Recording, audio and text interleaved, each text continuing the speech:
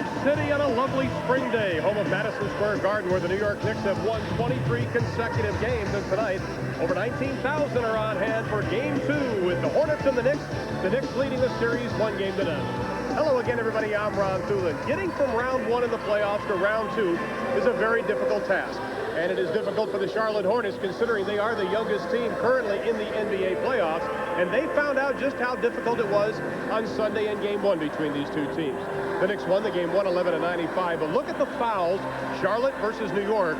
And also look at the fact that Larry Johnson played only 16 minutes in the game due to injury. The good news tonight, Doug Collins, my broadcast partner, is that LJ will be playing, and that makes Alonzo Mourning smile. Well, Ron, it should, because Alonzo Mourning got worn out in the fourth quarter the other day. Charlotte played very well without Larry Johnson, but they ran out of gas. They want to keep the pace of the game up.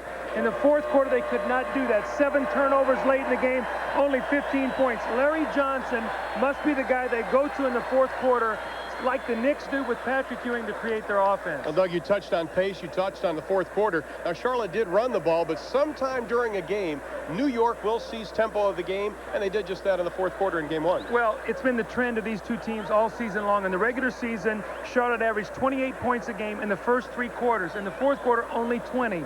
In Game 1 of this series, they were outscored 31-15. They've got to keep the pace for 48 minutes. If it gets into a walking, slow-it-up game, then Charlotte will really struggle because their perimeter shooting has not been good. And Charlotte will also struggle unless their bench comes through. Well, the New York bench was sensational. Doc Rivers had back spasms, so you see Greg Anthony came in, 14 points, 6 assists. Blackman, they went to a 3-guard offense late in the game, 14 points, outscoring the Hornets bench 29-23. Anthony Mason with a double-double, 11-11. He, Oakley, Patrick Ewing, Charles Smith just wore down the front line of Charlotte. Well, Doug, the Knicks lost only 4 regular season games here in the Garden. One was on December 10th, and the team, the Charlotte Hornets. When we come back, we'll have the lineups from the tip. Game 2, the Hornets and the Knicks, next.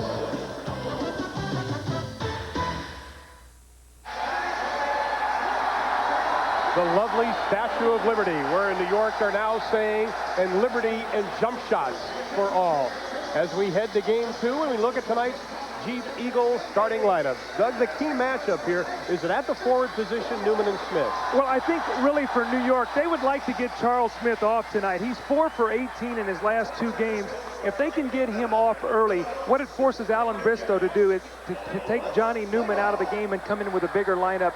Kenny Gaddis and move Larry Johnson to the small forward position, and then it limits their inside play because then New York will get to their bench much sooner. So look to see that happening tonight. Charles Smith has not played well the last game of the Indiana Pacers series, or he did not play well in Game 1, only 15 minutes, 2 for 6 from the floor.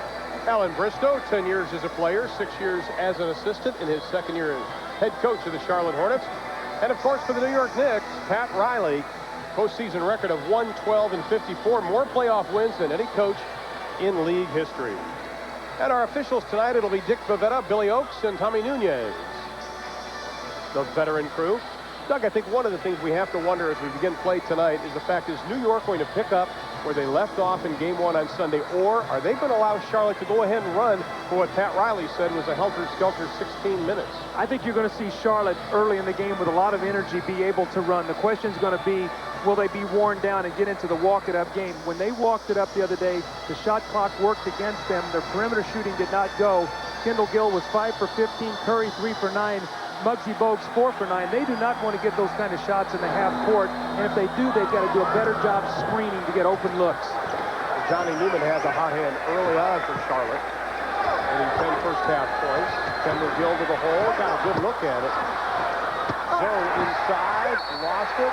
Charlotte has it, 21 on the shot clock. I think the important thing for Kendall Gill is he is a young man that has not been shooting the ball well, and we see the shot that he took. It was a flying shot. When you're 5 for 15, you want to get a better look. Alonzo Mourning with the excellent offensive rebound, good hands to knock the ball loose. Muggsy Bogues on Doc Rivers, blows right by him. There is a question just how long Doc Rivers will play. Doug, you talked to him right before the game, and his back is bothering him. Yes, it is. He's had back spasms, he said, for about the last 3 or 4 days, and he's really struggled with that. There's the post up to Smith, and Bogues doing what he does best, creating turnovers. To Newman inside around Oakley, and Johnny Newman picks up where he left off in Game 1, but then Smith beats everybody down court, counts the basket, we have a foul. Ron, I'll tell you what happens early in ball games. When teams are energetic and they play a passing game offense, motion offense, a lot like Charlotte does, bodies move, the ball moves. As you get tireder, the ball stops and the bodies stop, and that's when the clock starts working against you. And that has really been the problem with Charlotte over the course of the regular season. They play well for 3 quarters, and then as they tire, they get into more one-on-one standing around. Charles Smith has really been struggling. 4 of 18 his last 2 games. This is game 1 versus Indiana. Been shooting just 10 of 32. Doc Rivers picks up the foul. Doc Rivers had his hands full Sunday against Muggsy Bogues. It was part back, part Muggsy Bogues. The reason Doc Rivers didn't see a lot of playing time, only 19 minutes. Well, you can see right here, Doc Rivers having a very difficult time trying to bend over. He's playing very straight up and down, so you know that his back is still very stiff. Mourning loves going to his right, and he pays for it by Charles Oakley. Well, what New York is going to do now is they're going to track Mourning, and you're going to see as he goes to the basket, watch, here comes Oakley. And you're going to see Oakley and the point guard step in to take away his ability to get all the way to the basket. We know Mourning loves to go to his right hand. Alonzo Mourning had 7 turnovers in game 1 because he got inside there and got a little bit out of control, and then as he got tired, he could not make the play. So obvious in the 4th quarter how tired he was. Mourning 78% on the year from the line, 82% during the playoffs. I think in fairness to Alonzo Mourning, he does not know how to pick and choose his spots yet in terms of knowing maybe when not to run up and down the floor, maybe when to take a little bit of a rest. He plays relentlessly on both ends of the floor, and you love to see that in your big people. It's not his style to back off whatsoever. Right. Here's the pressure we saw Charlotte put on Boston, which was so effective, but this time Stark shakes loose of Gill. Mourning hands it off to Bogues and Muggsy. In 2 seconds, he's over the timeline, and he lets go with a 17-footer. Muggsy Bogues was given that shot early on, did not take it, or did not make it in game 1. Well, you can see the pace already, exactly what we thought it was going to be. Up and down, up and down. Both teams energetic right now. We'll have to wait for this pace of the game to slow a little bit as the guys start to get a little bit tired. Johnny Newman looking to take it to the basket, and Patrick Ewing does not attempt to block every shot, although he is one of the better shot blockers in the NBA, one of the top 10 with almost 2 a game. Decided to step in and take the charge on Johnny Newman. A lot of barbs being tossed in the papers here locally between Charlotte and New York, and Charlotte said they can't run with us, and New York coming right back, and Doc Rivers hits saying, you want to bet? Pat Riley even said it was kind of like dangling a carrot in front of his players about running. They want to do it. Mourning can't get it to fall. Ewing beats him down court, but Mourning touches it out. 10:04 remaining in the first. The Knicks lead at 5-3. You see Alonzo Mourning said to himself, or to his teammates, my fault, I took the shot a little bit too quickly.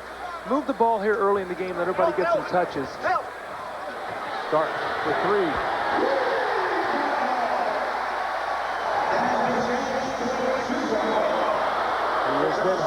They change it to a 2 now.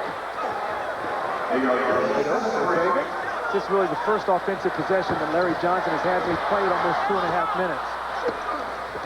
Johnson will try it again, takes it inside strongly. That'll be an offensive foul. That's 2 now that Ewing has stepped in there and taken. New York probably does that as well as any team in the league. They step in, they put the onus on the official to call the offensive foul. So 2 plays in a row by Patrick Ewing to step in and take an out-of-control player from Charlotte and make him pay for it by getting the foul. Now it is Gill on top of Starks. Starks blows by him. 3 all the way to the paint. They wanted a goaltending. They don't get it. Starks going to be careful. He's going to get a technical foul. There's another charge right there if he wants to call it. There's going to be a block on Charles Oakley, who just vaults off the floor. That'll be his 2nd personal foul. But you can see New York has been coached to step in and take those offensive fouls. Watch this play now. Larry Johnson is going to get the play. Oakley steps in right at the last moment. Very, very close. Larry Johnson very fortunate that time to avoid his 2nd offensive foul. Charlotte called a 20-second timeout with 9:27 remaining in the first. They trail at 7-3 in the opening minutes. In fact, Alan Briscoe, we talked about the barbs being tossed. Alan Briscoe's comments in the paper were about just about the fact that he didn't think also that they could run with them. I think what, knowing Alan the way I know him, Ron, and I roomed with him in Philadelphia for a couple years when we played together. Allen is not going to pay homage to this New York team or pay a lot of tribute to this team until his team is eliminated, if they are eliminated. He wants to keep in his team's mind the fact we can beat this team. We can get the pace of the game where we want to get it. You come out after the first game and say they dictated the pace, you put in their players' mind, well, maybe we can't run. So I think Allen's doing the right thing. The people in New York didn't like it. But what do you expect him to do? It's a little bit what Paul Westphal did the other day in Phoenix. I mean, you got to keep your team optimistic and motivated to do the right thing. Larry Johnson loses the handle on the ball. Mason leads the break.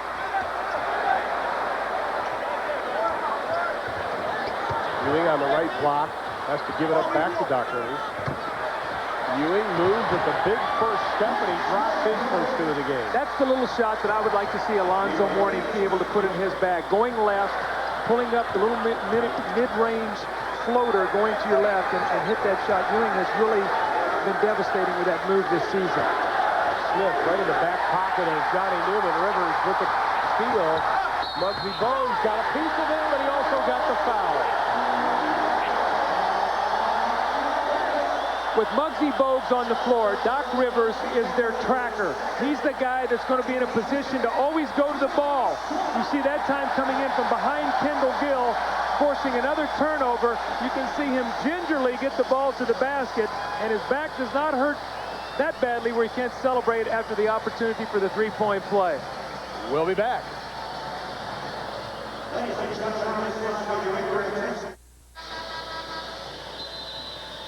Knicks lead 11-3 over the Charlotte Hornets. And let's take a look here at what Doc Rivers is going to be doing tonight. He's the tracker again. Bogues goes through, and you see Doc Rivers drop to the level of the basketball, below the level of the ball, and he's got his eye right there on Kendall Gill. You can see he's not worried about Muggsy Bogues. So Gill is going to take the ball on the dribble, and you're going to see as he turns, Doc Rivers come in from behind him. So the Charlotte guards are going to be very aware, along with Larry Johnson and Mourning, that whoever's guarding Muggsy Bogues is going to be the guy that's going to come and try to be the double teamer tonight and cause all kinds of problems. He's already got a post-up play tonight for a score, and now a three-point play opportunity. So 5 quick points for Doc Rivers in the first quarter. Charlotte 5 turnovers in the last 3 minutes and 19 seconds, and that has given New York a 12-3 advantage. Have as many turnovers as shots attempted. Alonzo Mourning with a little jump hook from the right side. So he's got the jump hook. He can face and shoot the jump shot to 17 feet. He can put it on the floor. He gets to the free throw line and shoots 80% from the foul line.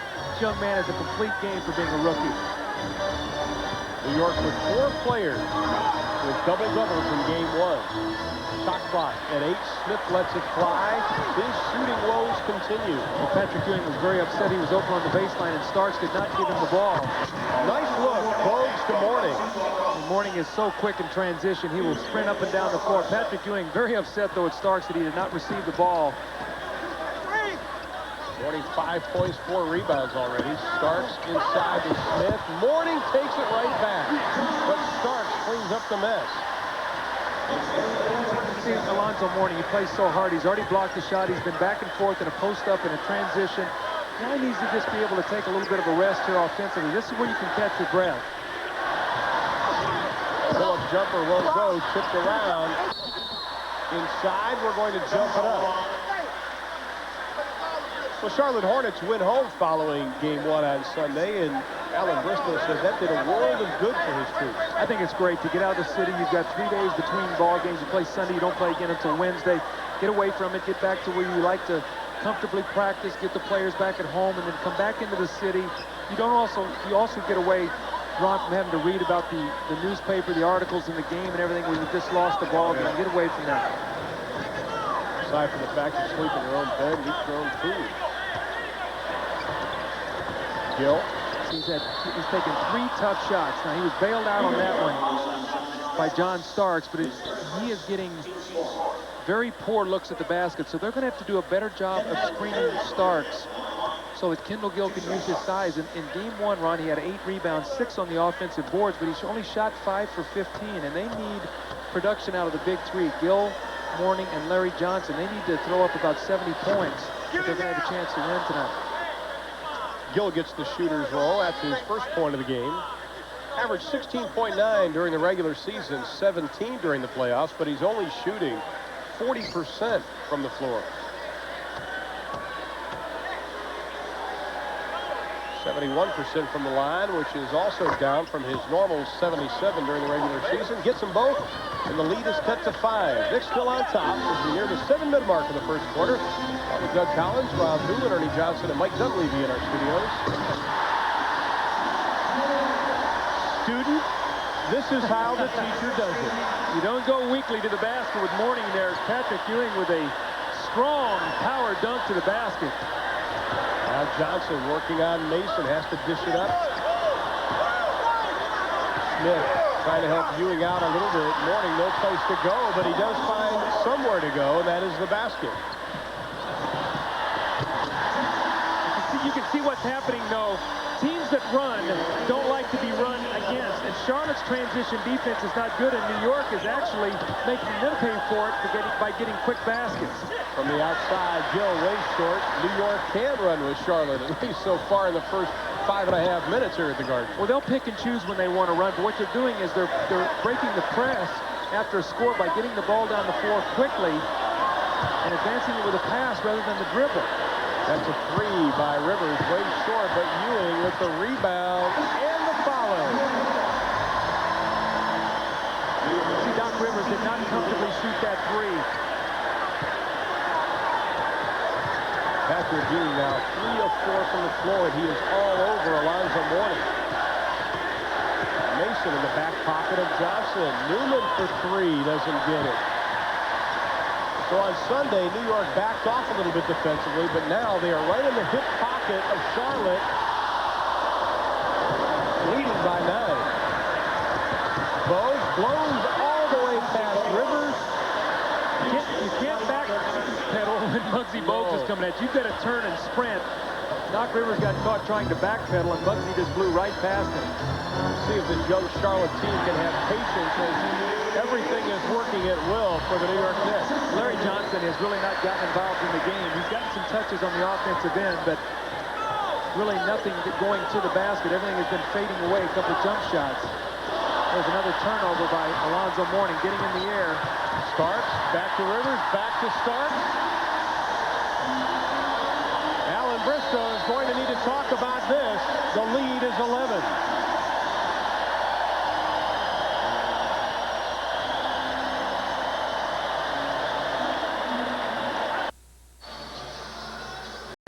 Knicks by 11, 4:49 left in the first. Doug Alonzo Mourning struggling at this point. Well, they're doing it in the open court. This is what happens. We freeze it right there. Alonzo Mourning's being pushed to his left. He likes to go right, so he's getting hung in the air. And this is what's happened. Starks plays passing lane. Ewings is playing the ball. And Doc Rivers is just a floater. Remember, he's leaving Muggsy Bogues. So now the nice ball handling here. Give and go back and forth. John Starks gets the score. That's 16 fast breaks points now for New York to 4 for Charlotte. 6 Charlotte turnovers, only 2 for New York. So you figure the pressure defense favors Charlotte. In the first quarter, it's been all in favor of New York. 16-4 in the running game. That'll be an illegal defense against the Knicks. That'll be the first of the ball game. And that's just a warning. Charlotte will have the basketball right in front of their bench. Phil Curry is checked into the lineup for Charlotte. Screen roll. 7th-year pro out of Virginia Tech, and we talked about the bench at the beginning. He needs to get going. Alan Briscoe feels he can tell just how well Kendall's going to play in the first 2 minutes. Well, that's a welcome sight. Well, what happened that time, they switched. They ran a little interchange under the basket, and a little 2-3 interchange, and Charles Smith switched over on Kendall Gill, and he got the mismatch. But Patrick Ewing is really shooting the ball nicely. He's got nice rotation. He's squaring up, shooting 4 for 5. Alonzo Mourning just shook his head. Kenny Gaddison also in the lineup, number 44 for the Hornets, the 6th-year pro out of Old Dominion. He's slapped on the hand. Now, who's in there again? Doc Rivers. So what's happening again is they're not respecting Muggsy Bogues offensively. Doc Rivers is being in the most legal position he can be where Muggsy Bogues is on the floor, and he's causing all kinds of problems by filling gaps and taking away the lanes that Charlotte likes to cut through to the basket in their motion passing game. Well, Doc Rivers with 2 personal fouls is probably going to take a seat on the bench with Pat Riley as Greg Anthony is set to check in. Well, the strength of New York, when you think about it, Charles Oakley picks up 2 quick fouls, so they come in with Anthony Mason. You've got a Doc Rivers who gets his 2nd foul, so you're going to come in with Greg Anthony, who had one of his finer games since he came back from his suspension.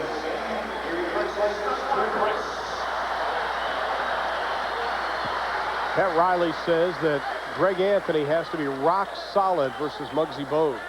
When you see in game 1, he was rock solid. 5 for 7. He had 14 points, 6 assists, 6 rebounds, and only 1 turnover. So he played very smart. This is the press break attack that New York likes to run. They get Muggsy Bogues away from the basketball so he cannot pressure. And they try to advance the ball up quickly with the pass to get an early basket. Everybody felt they'd use Mason to bring the ball up at times in this game. They will do that, and they'll also go with Starks. So there's a mismatch right there. You've got Del Curry now playing Charles Smith. So they should be able to post him up. So if Del Curry does not hit from the outside and force him from perimeter shots, then he's going to have to come out of the game. You see right here's a quick post up. You see Charles Smith has Curry locked right in from behind him. And it's too late. Once he gets in position there at 6'10", Del Curry about 6'5", 6'6". And now Del Curry will move over to Rolando Blackman, who's checked into the lineup. So they're going to match small with small now. 3-guard attack for New York with Blackman, Starks, and Anthony to go with Ewing and Mason. This was the team that really broke the game open in the 4th period. They played the last 10 minutes and 10 seconds when they outscored Charlotte by about 16 points. Very successful unit. Ewing again doesn't get it this time, and the rebound controlled by Kendall Gill, who has only 1 field goal. He's 1 of 3 from the floor so far tonight. Inside, Gaddison bumping with Mason. He gets the roll. Boy, they're very fortunate. Looked like Kendall Gill touched that ball. Going to give the basket, I think, to Kenny Gaddison, so they ruled Kendall Gill did not touch it. Otherwise, it would have been offensive goaltending. Rolando Blackman, Pat Riley wants him just to let go and play as Mourning throws Ewing down. And Gaddison stays with him. It's a big shot right there. He missed a wide open shot, but there's Kendall Gill on the offensive boards. Remember, he had 6 offensive rebounds in game 1. This is his 2nd of the ball game already early in the 1st period. Blackman spins away from Bogues. This is probably the most active, though, you and I have seen Kendall Gill. I mean, he's really moving well. The 3 by Starks quiets that comment. Gill this time cuts down low, pops out off a couple of screens. Starks picks him up. The turnaround jumper. Curry fall away over Ewing. Very difficult shot, but he pulled the trigger quickly. Yeah, when you're shooting 3 for 9 in the 1st game, you want to get a good look, and there's 2 shots now.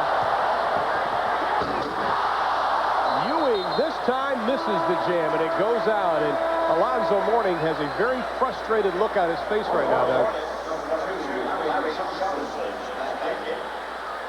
Look at the wraparound behind the back pass from Anthony Mason to Ewing, and he fakes the jump shot and goes strong to the hoop. Actually dunked it so hard the ball popped out. Larry Johnson back in, and now Rolando Blackman draws the unenviable task of picking him up. I don't think Larry Johnson has scored yet, has he? No, he hasn't. He's been like 10 minutes and does not have a basket. Curry bumps it off his leg. New York has the basketball with 1:58 remaining in the 1st, and the Knicks leading it by 9. Charlotte is getting inside position for some offensive rebounds. Now Kendall Gill snuck in there twice. Del Curry had a good look at one. He got it knocked off his leg. That is a carry on Greg Anthony, says referee Bill Oakes. Offensive rebounds right now. Charlotte leads at 5-2. Mourning's been in there for a couple. Kendall Gill has a couple. Del Curry has one. I still think they've got to get Larry Johnson going here. He's got Blackman playing him right now. And Alonzo Mourning got a good pass from LJ, and Mourning now with 9 for the ball game. Yeah, but retaliation basket. Charlotte is not getting back defensively. John Starks has been able to get down the floor. They're pushing the ball ahead. Charlotte must gear up their defense. As soon as they score, they've got to get back. Curry did not hesitate again, and maybe he should have, because the ball was rolling up on his palm, on the palm of his hand. This is very reminiscent of game 1 we did in the Boston series, where Del Curry was shooting so quickly he never got his shoulder square. He shot 3 for 12 in that game. He's 0 for 3 now, 3 for 9 in game 1, so 3 for 12 here in the first 2 games. There was a good look at the basket. He has a quick release, but you've got to get your shoulder square. And that was the first one he really squared up. Well, he got a nice screen. He got his defensive man off of him, so he got a good look at it and didn't have to rush the shot. Now Larry Johnson guarding Oakley. Mason being picked up by Gaddison.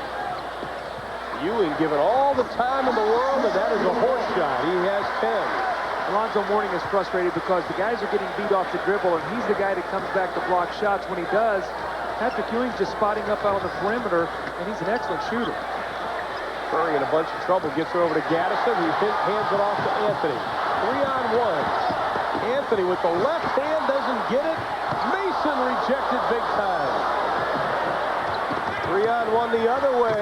Mourning over Ewing. My goodness, you gotta love it. That's payback. Slightly. Mason, though, does not hesitate. Gaddison does not pick him up. See, I don't think that Charlotte can continue to play at this pace on New York's court. I know they would like to, but in order for them to do that, they're going to have to get production out of their bench, and really they've only gone too deep at this point in time. So I think this pace definitely favors New York right now on their home floor. Kendall Gill from deep in the corner. Gill now with 8 for the ball game. In fact, New York right now 20-6 on fast break points, and they'll have the last shot of the quarter. Ewing already with 10. Doesn't get his 12.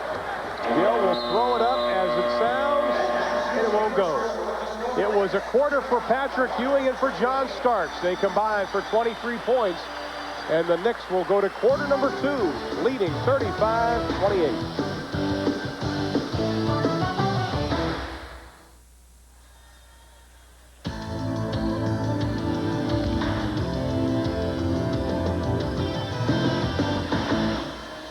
The Knicks shoot a blistering 59% from the field. They cause 8 Charlotte turnovers, and that has helped them to the 7-point advantage as we head to quarter number 2. And we take a look at the big three. Tough night for LJ tonight. Well, I think they need about 65 to 70 points to have a chance in this game tonight. You see what they did in the first round, the Celtics. What they do now in game 1 of this series, 9 for Larry Johnson, only played 16 minutes, but Kendall Gill only 10. Kendall Gill playing much better. If we go into tonight's game, we take a look at their numbers. Larry Johnson has not scored. Alonzo Mourning and Kendall Gill are off to good starts, but they definitely need Larry Johnson to give them some offense. Well, Tony Bennett has checked into the lineup for the Hornets. He was 4 of 4 from the floor in game 1. Also, Sidney Green comes in, number 21. And the Knicks will start quarter number 2 the way they ended quarter number 1. Oakley falls down, doesn't get the J to go. Johnson has Bennett on the right side. The rookie out of Wisconsin. Green Bay drains it. Well, so much for New York being a tough place to play. He is now 5 for 5 against the Knicks. He was 4 for 4 in game 1 for 9 points. Now he's hit his first shot tonight. So Tony Bennett is shooting very well here at Madison Square Garden in the playoffs. Talked a lot to Tony last week and a half. Very focused young man. We have a whistle and a foul, and he's not intimidated by the surroundings. He knows his job, and he's going to go out and do it. That foul was on Delton.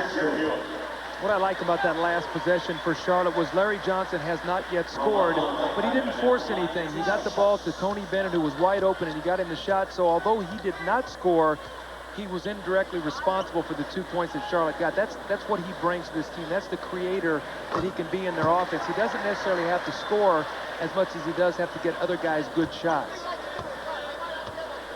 Earl Blackman, who's averaging just over 6 points a game in the playoffs, but only shooting 38%. The positive side was in game 1, Earl Blackman was actually taking some shots off the dribble the way he did back in his days with the Dallas Mavericks. He's been a little hesitant coming off screens. He's feeling the guys are coming in from behind him trying to bother his shots. So he's doing a lot of pump faking, and it's so he's disrupting the rhythm on his shot. Bennett and Curry collided as Tony Bennett tried to set the screen. Green can't come up with it, but he still has the ball with 9 on the shot clock. Let's keep our eye on this lineup now that Charlotte has in the game. Larry Johnson, the only starter. You've got 4 bench players. You've got Tony Bennett and Curry at the guard positions with Kenny Gaddison and Sidney Green. So let's see if this team can give them some production while they rest their starters. Well, in game 1, this unit did quite well. In fact, they upped the lead without Larry Johnson. Alonzo Mourning, however, was in the lineup as the only starter. Well, Tony Bennett now 5 of 6. To Smith, runs the court well. Charles Oakley actually got in his way there. Charles Smith ran right up his back and had no place to go. Another turnover. That is 9 for the Charlotte Hornets. Mason, he's going to walk with it. We'll go the other way. See what happens. Charlotte gets you playing quickly. And if you're New York, this is not the pace you normally like to play at. So they can get good shots. if they will gear themselves back. I think it becomes a little bit of a macho thing sometimes where a team's running at you, you feel you got to run back against them. Pick and choose your spots, and if so, you can pick a team apart. So right now New York playing a little bit faster than they would normally like to play.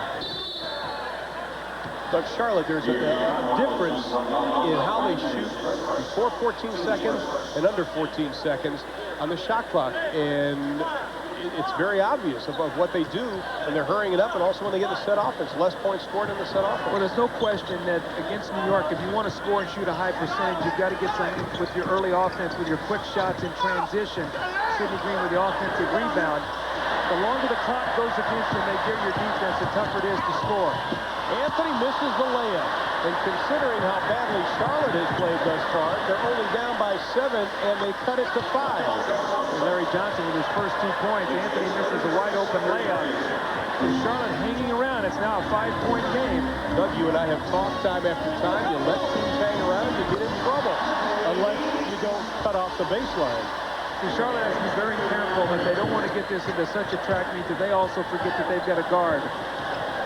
Madison took his eyes off the ball. Fans wanted to travel. Bennett in the paint. The running jumper won't go, and it'll be an offensive foul. Hey, when you leave your feet against New York, be prepared for someone to stand in there and take the charge. Oakley now steps in and gets the charge on Tony Bennett, so you've got to pull up and shoot the little jump shot. We have a timeout. The Knicks lead by 7, 9:25 remaining in the second quarter, and this is what I was talking about. If we freeze this right here, we see this, it looks like the lane is open. This is where Tony Bennett's got to pull up and take his shot. He doesn't, and look what's happened. He puts it on the floor. One more dribble, Oakley steps up. Now he's taking a charge, and Ewing has taken 2, so you've got to be aware that this is what New York is going to do. They're going to take away your space going to the basket. Talk about taking away space, Doug, and also the banging. That is something Alan Bristol is trying to convince his young troops that, hey, you're going to get banged in the playoffs, but you've got to bang back. You absolutely have to hold your ground. As we see Blackman working for his shot, he does not look like he has his legs under him tonight. 2 jump shots now have been woefully short. But you're right. You've got, if you're going to take some punishment, you've got to give some punishment out. The 3 on the way. Tony Bennett is not hesitating at all. He's not afraid to pull the trigger. Alonzo Mourning, Terry Koffler, the trainer of Charlotte, working on Alonzo Mourning's left arm. It is okay now. He's getting ready to come back in a minute. Sidney Green, 5 rebounds this quarter, and now he's leaning on Smith on the right block. And he leaned maybe a little bit too much. He's whistled for the foul by referee Tommy Nunez. Boy, New York really would like to get Charles Smith involved in their offense. He's such a major part of what they're doing, and if they go to the next round, one of the weapons they have is a Charles Smith posting against a Scottie Pippen. So if he is not playing well, if they're able to advance into the next round, they definitely need his production. Sidney Green switched effectively on Mason after the pick. Bennett was spotting up for the 3. Curry got it to him just a tad too late. Single coverage, you should be able to score. Johnson over Mason off the side of the backboard. Blackman to Anthony. Mason from the baseline over Johnson, and he drains it. That shot's not pretty, but it's very effective. You can see that he's taking a lot of those baseline jumpers. That's his most favorite spot on the floor. He scored 6 with 8 points, a whistle, and another foul. New York has only whistled for 12 fouls in game 1. This is 6 already in game 2. And that was on Greg Anthony, his first. Mourning back in. And Kenny Gaddison will sit down. See, Larry Johnson now is playing the small forward position. So you have Mourning, Sidney Green at the power forward, so they're going with their bigger lineup. Look for Larry Johnson to try to isolate, maybe against Mason, and take the ball to the basket. That's some serious beef, Mason on Johnson. Green, the high archer, rattles it home. Sidney Green is a very good spot-up shooter. If you can let him get a look at it from about 15, 16 feet, he does not play well with his back to the basket. 10th-year pro out of UNLV came over to Charlotte in a trade with San Antonio that sent J.R. Reed to the Spurs. Now it is Mason from his favorite spot, little flick of the wrist. Gill comes out of the pack with the rock. It is a 3-on-2. Now Curry does, and Curry takes it all the way. Don't let shooters get layups. Sir Pat Riley's telling his guys, we do not want Del Curry getting easy scores. See, New York right now is playing a little bit out of control. It is only a 2-point game. New York led by 7 at the end of 1. The crowd not into it so far. Mourning can tie it up with the forced shot, doesn't get it, and then he commits the foul. See, Alonzo's getting in the air, and he's committing himself by jumping in the air, and he's getting himself in trouble. We've seen a couple turnovers where he's gotten in the air. That time a forced shot, and then out of frustration, the foul. See, he's in the air. Once you leave your feet, you've got to do something, either throw the ball at the basket or try to be a passer, and then in frustration, the over-the-back foul. See, Alonzo wants the foul, but they're not going to give you that on that bailout shot. The lead of New York has been cut to 2.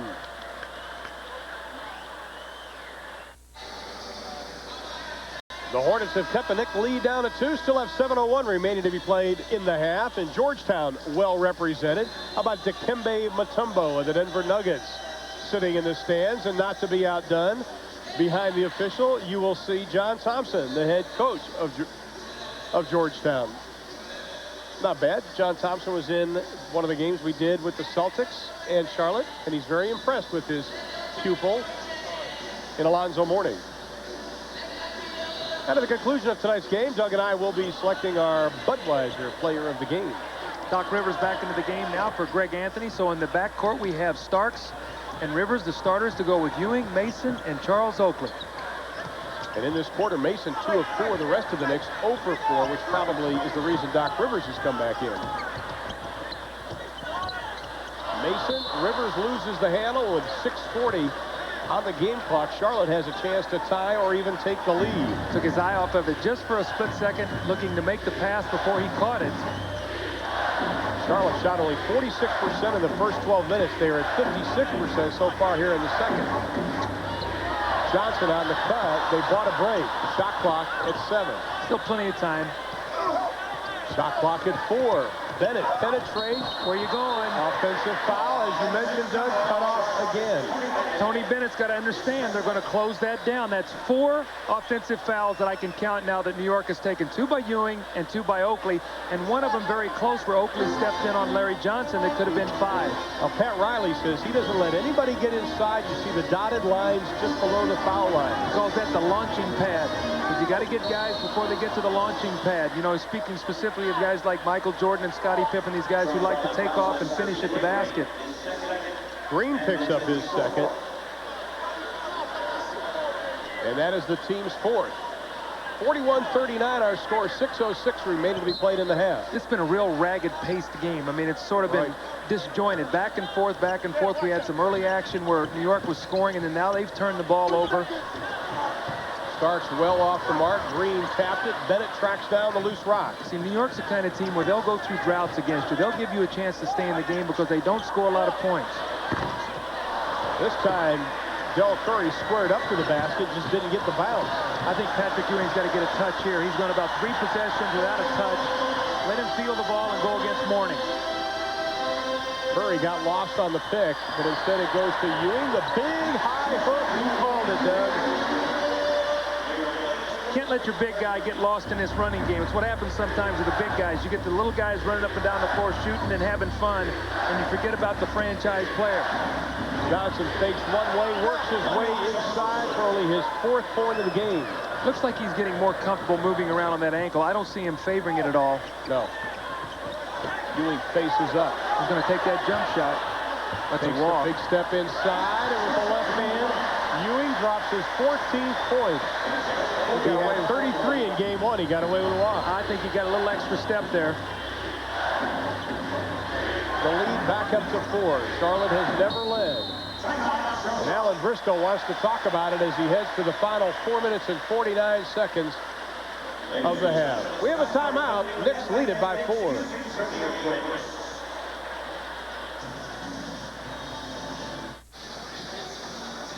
With the Knicks leading by 4, we look at Larry Johnson, who's played only 16 minutes tonight, Doug, and as they went to the timeout, it looked like something was wrong with Larry Johnson. Well, he was huffing and puffing, so I think he needed a timeout. Also, it looks like he's got a Band-Aid on his hand, so maybe he got a cut. And rather than take him out of the game, they were able to work on it during that timeout. Looks like he's got a Band-Aid now on his left wrist area. He's only 2 of 5 as David Wingate has checked into Charlotte's lineup. Make that 3 of 6. See, Larry Johnson and Mourning give them a couple post-up weapons that they can attack inside with New York. So they can go at that front line of New York. The big thing is to make sure that they get good looks and get good opportunities to post up. And if they don't have it, to kick out, and then you've got to make some outside shots. Newman on Mason. Bogues comes over to help on the double team. He has the green light to double team anyone he wants. Mason from 17. He's got the roll. Mason with 10. Wingate quickly down court for the men in teal. 4-point New York advantage. Bogues, good pass inside. Alonzo Mourning with another dunk. Nice post-up move. He flashed in front of Ewing, and Patrick let him get in front of him before he tried to bump him. You've got to step and beat the guy to the cut, and Patrick's just a little lazy that time defensively. That's two nice post-up moves now from Mourning and Johnson that has... Doc stepped out of bounds. Yeah, Doug, Pat Riley was telling us before the game that he was concerned of the number of layups Charlotte got in game one. He had 35 opportunities, he said, in game one. He said early in the ball game they were 10 for 14. He said they needed to cut that in half, maybe to about, or maybe to 20 to 25. So we'll see what the results are tonight as this fourth quarter rolls around. You see Alonzo Mourning had the big jam. Shot clock at 9. The illegal defense will be called on Doc Rivers. That'll be their second. It's a technical foul. Well, he's the tracker. We've talked about that. He's the guy that's going to be the one to leave to go help out. And that time he left a little early, crossed the imaginary midpoint there, and went from the weak side to the strong side without double teaming. Riley says that his point guard is his most effective defender. Muggsy Bogues gets the technical foul to go. You know, the script is so similar in every game that Charlotte, New York has played this year. Charles Oakley having a seat right now. But they're going with a three-guard attack, going small now to go against Charlotte. But the scenario in every one of these games has been the same. And the fourth quarter has been the deciding quarter. And right now it looks like the pace is going to dictate that again tonight. Hornets with a chance to take the lead. Bogues, somebody got a piece of that. Doc Rivers running hard along with Ewing. Nice Ewing. Big man. Yes, sir. Good call, Ron. Doc Rivers been around a long time, realizing my big guy's running the lane like this. I got to give him some sugar here so he gets a dunk, sets me some screens, gets me some rebounds. Ewing 8 of 12 for 16. Whistle and a foul, says Dick Bavetta. That will be on Patrick Ewing, his first. Now watch Ewing run. Well, he's busting it right down the middle, and Starks finds Rivers. Here comes Mourning again to come over to help, and Patrick with the trailer and the vicious slam dunk with the right hand. So nice unselfish play by Doc Rivers again to reward the big man running the floor. The number's on Patrick Ewing. Bogues, Rivers up on him. Gill cut through the paint, couldn't get him the ball. Mourning wants it. Jump hook. Goes inside. That'll be a blocking foul on Patrick Ewing, and Anthony Mason also doesn't like the call. Well, Mourning is so active. He catches the ball inside. He's got his back to the basket. Look at him. He's going to punish Patrick. Now he's going to try to beat him with quickness. Patrick thought he stepped out of bounds, and Patrick picks up 2 quick fouls in a row here now. So watch the foul trouble. Inside, Johnson with a hook. That'll be a hook. That is Johnson's second personal foul. That's got to be 6 offensive fouls on Charlotte here tonight. So most of their turnovers have come on offensive fouls rather than bad passes. Here it is. Watch the left arm. Watch the left arm right there to get inside. Now, it doesn't look like much, but when you're 6'6" and weigh 252 pounds, right, that left arm's carrying some muscle. Going to post Muggsy Bogues here. No, it looks like Rivers going to screen across, get Ewing in the block. Ewing goes over to the right side, and that'll be illegal defense called on the Charlotte Hornets. That'll be their first illegal defense. As we look at Alan Bristow, we'd like to remind you about Ernie Johnson. He is standing by in our studios in Atlanta with the Reebok halftime report. He'll be joined by Mike Dunleavy of the Milwaukee Bucks. That'll be all coming up on our Reebok halftime report. Once again, Mike Dunleavy carrying Ernie Johnson in our studio. Just kidding, Joe. Good ball movement. The Knicks. Starks finds daylight. Baseline. Didn't get the jam, but he got the roll. How about Starks? So he is a fearless competitor. Just chosen to the second team all defensive team, but a gorgeous move on the baseline with the left hand. Mourning actually got a piece of it. Gill off the mark. Starks beat Gill. As soon as Gill shot that. John Starks released, and he had the easy two. That's where Muggsy Bogues has got to get back. Mourning got away with a travel there on the stumble. Wingate drains the net. The Knicks are really looking to retaliate quickly. Well, you pushed in the back. Well, you saw that. That was an easy one to call. 3 personal fouls now on Patrick Ewing. He got them all within about a 2.5-minute period of time. This is an easy one to call. Watch Patrick's right hand, or maybe left hand. There it is, left hand in the back. Doesn't look like much, but enabled him to get the rebound. Now, had he not gotten that rebound, it would have been a no call. Ewing has to sit down. Charles Smith comes in to play the post.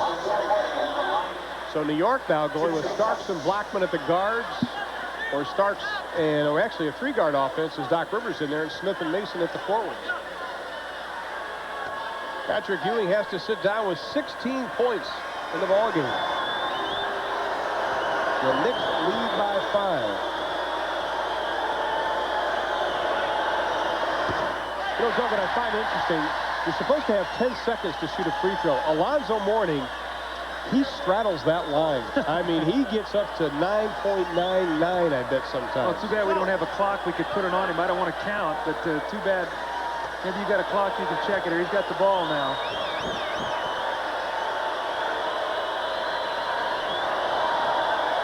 Eight, 9, 10, 11.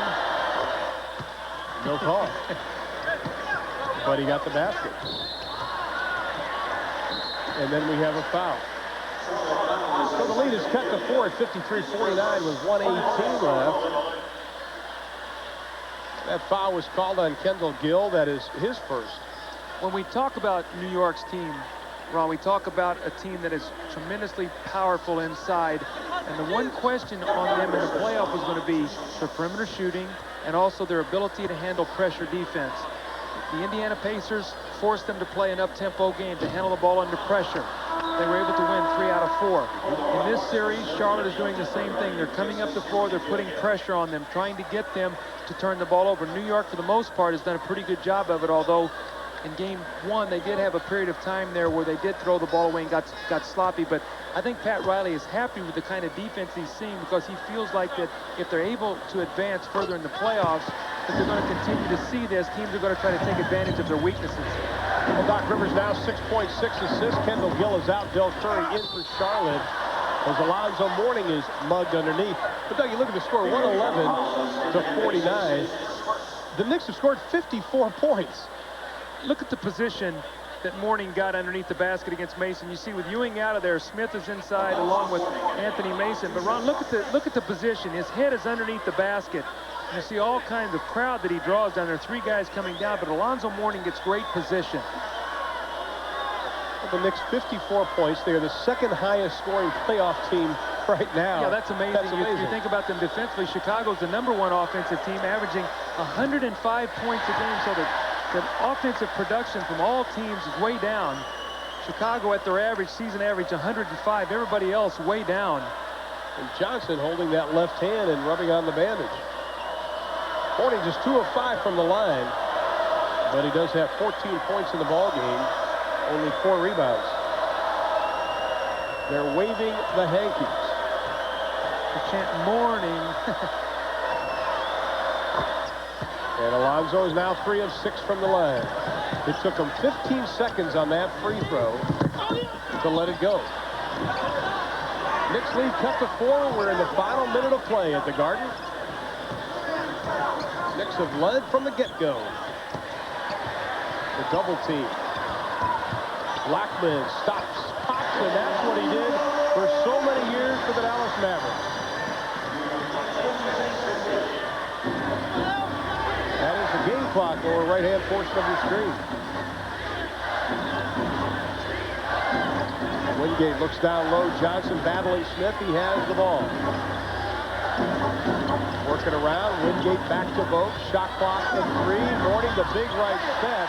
He ran into Larry Johnson. Muggsy couldn't even get to that pass. Starks the no-looker inside. Smith can't complete it. Boy, when it goes bad, you can't even make a layup. Charles Smith had about 3 opportunities to get easy scores. Charlotte has a chance for the last shot, and they don't take advantage of it. Here comes Doc. the way. He doesn't get it, but we have a foul as Doc Rivers goes hard to the floor.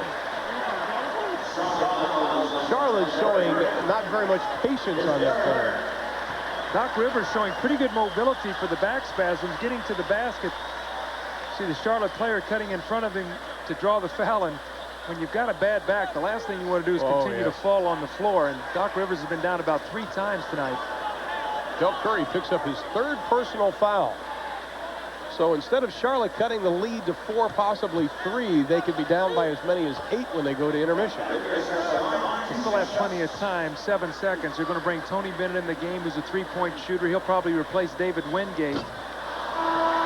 Doc now just 2 of 4 from the line. Bennett in, Wingate out. So you got Curry, who's a 3-point shooter, Bennett a 3-point shooter. You've got Mourning and Johnson, their inside players. So look for Muggsy Bogues to push the ball up the floor quickly, maybe create a 3 for Curry or Bennett. If not, kick the ball back to Alonzo Mourning or Larry Johnson maybe for an open score. Let's see if they can push it and see make that happen.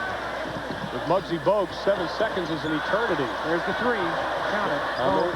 Doesn't get it off the back of the iron. Mason will just hold it. And that is the way the first half will end. New York on a 10-4 run to end the half. After the Hornets had cut the lead to 1. So at intermission, it is New York 57, the Hornets 50. Stay with us. Ernie Johnson is back in Atlanta with the Reebok halftime report with Mike Dunleavy, and they'll be joined by Kenny Smith of the Houston Rockets.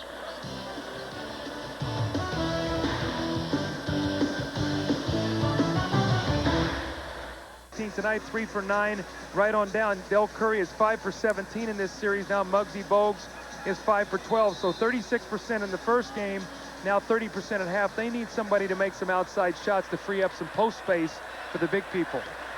Well, Charlotte cut the lead to 2 points on 4 different occasions. They even cut it to 1 in the second quarter. And New York ended the quarter with a 10-4 run, and that is where we are now. Offensive foul. Well, New York is trying so hard to get Charles Smith involved offensively. In that first half run, he was 1 for 5 for only 3 points. He played 13 minutes, and since the first game of the Indiana Pacers, he's now shooting 11 for his last 37.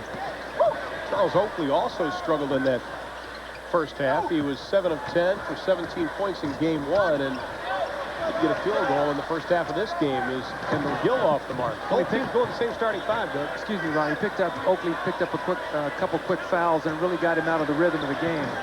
Starks for 3 is short. The rebound tracked down by a white jersey. This time Oakley pulls the trigger, doesn't get it. Smith on top of Johnny Newman. No foul called, but Charlotte has the ball. Charlotte continues to hang around. Muggsy Bogues with the high archer. See the perimeter shooting. If you will make some outside shots, New York must come out and contest them. Then you have space for your post people to work. Otherwise, you're going to see the New York guards back in the laps of the post players, and there's no place to go for them now when they try to make a move. Mourning picks up his 2nd personal foul. First team foul. New York will have the inbounds pass. Rivers, despite telling us before the game, struggling with the back. Playing a lot of minutes inside. Smith has it rejected by Mourning. Kendall Gill comes out of the back with the ball. Bogues to Newman to the basket. The reverse goes for Johnny Newman. First 4 points of the half scored by Charlotte. The lead is cut to 3. Now Johnson becoming a little more active defensively with a couple of double teams. Smith turns away from the double team. Oakley cleans it up. See, Charles Smith drew the double team, so what that does is it gives you offensive rebound position. So even though he does not score, if he will take good shots, New York can get second shots. They give Mourning the 19. He beat Boston with it, and he gets 2 here tonight. Well, I love Alonzo Mourning. I've had an opportunity now to do the Charlotte-Boston series. We did 3 of those games, and seen him now here in this game, too. We got game 3 on Friday night, and the more you see him, the more this young kid grows on you. He has a tremendous passion for the sport. Boy, does he ever. That'll be an offensive foul. That'll be John Starks' his 2nd personal foul. I was talking to John Thompson a little bit before the game, and he said, you know, Doug, the minute I saw Alonzo Mourning, and I had a chance to spend some time with him, I said, this kid was born to play professional basketball. We talked about in the Boston series how a hard worker Alonzo Mourning is. Hits the weight room every day. Bogues gets bumped hard by Rivers. Mourning finds a little opening. Johnson short on the jumper. Rivers comes out with it. And that'll be a foul on Kendall Gill. His second. Well, Charlotte wanted to come out and get quick offense, but then when they get in their set defense, they want to make sure that Kendall Gill gets good looks at the basket, and they're not really setting the picks for him to get those good looks. New York is really fighting through what screen Charlotte is trying to set. I think you're going to see right now Patrick Ewing get the basketball. He's got to get a couple touches. Again, he's not seen the ball this whole third quarter.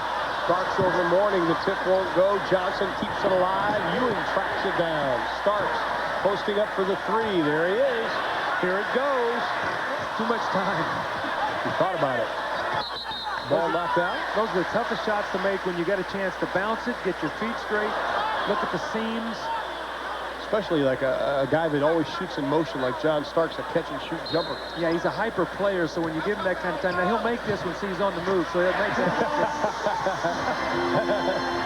Starks has 19 for the ball game. Alley-oop inside. Kendall Gill can't get it. Another Charlotte turnover. See, the thing I don't like about Muggsy's pass there is that Kendall Gill caught it. He had nothing he was going to do with it. He was very below the basket. That's the one you've got to pull back and get a good possession. That's an unforced error. They give Oakley that 17-footer, and Pat Riley says Charles Oakley is our best 17-foot shooter on the team. Alan Bristow said to us today, he said that Anthony and Oakley were going to have to continue to make those open jump shots, and Charles Oakley is shooting it very well. Great defense by Oakley because Alonzo Mourning was wide open. Smith with the easy two. And he's holding his back. Now this is what he gets a dunk to get himself going, and now he's holding his back. The last thing he needs. This is a young man who needs some of those easy baskets. You know, Patrick Ewing right now trying to encourage him. He knows how important Charles Smith is to their future championship hopes.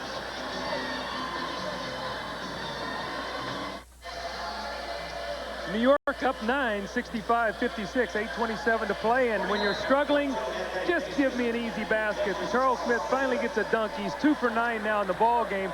The bad thing about it is he comes out there holding his back, so we'll have to wait and see if he's okay. Well, New York on a 6-0 run, courtesy of 2 straight Charlotte Hornet turnovers. Inside, Mourning loses his feet. They're going to call Doc Rivers for the push, and that'll be Doc's 3rd personal foul. You can see the baseline double up. Doc Rivers comes from the baseline. You're going to see it. Mourning turns baseline. Patrick cuts off the middle, and he turns back.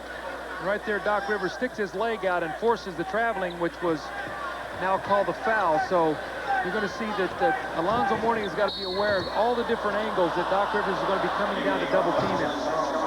Oakley picks up his 3rd as New York pressing a little more defensively. Only the 2nd team foul. And it'll be Charlotte's ball on the far side. They trail at 65-56. They cut it to 57-54 as they hit the first 4 points of this quarter. Newman looking for somebody. Kendall Gill on Starks. Johnson, glass, Anthony Mason. Starks out of the pack, another Charlotte turnover, and we have a foul. 3 straight Charlotte turnovers. Boy, Larry Johnson and Charles Oakley just banged each other on the post. We could hear their bodies colliding from in here, and Charles Oakley stood his ground. Watch this right here. You're going to see this. Boom! You see, to move Oakley like that, and Oakley hangs in the play and gets the turnover. Mason. Mourning may have gotten a piece of it, but he comes up with another rebound. New York has 8 misses now, but 6 offensive rebounds. I want to tell you the impressive thing about Mourning. He jumped and was in the air and came back down and reacted and still got a piece of the ball. So he was faked down and still came down and blocked the shot. Bogues to Mourning. Inside, Johnson had to see where Patrick Ewing was. May have altered his shot, but he comes down with it. Tough pass. Charlotte looking ragged offensively. They work it around the Newman. No one will take a jump shot. They end up taking a flying shot on the run. Someone's got to step up and make a jump shot, Ron. They're taking everything to the basket, and New York's got it so packed back in there, there's no place to go.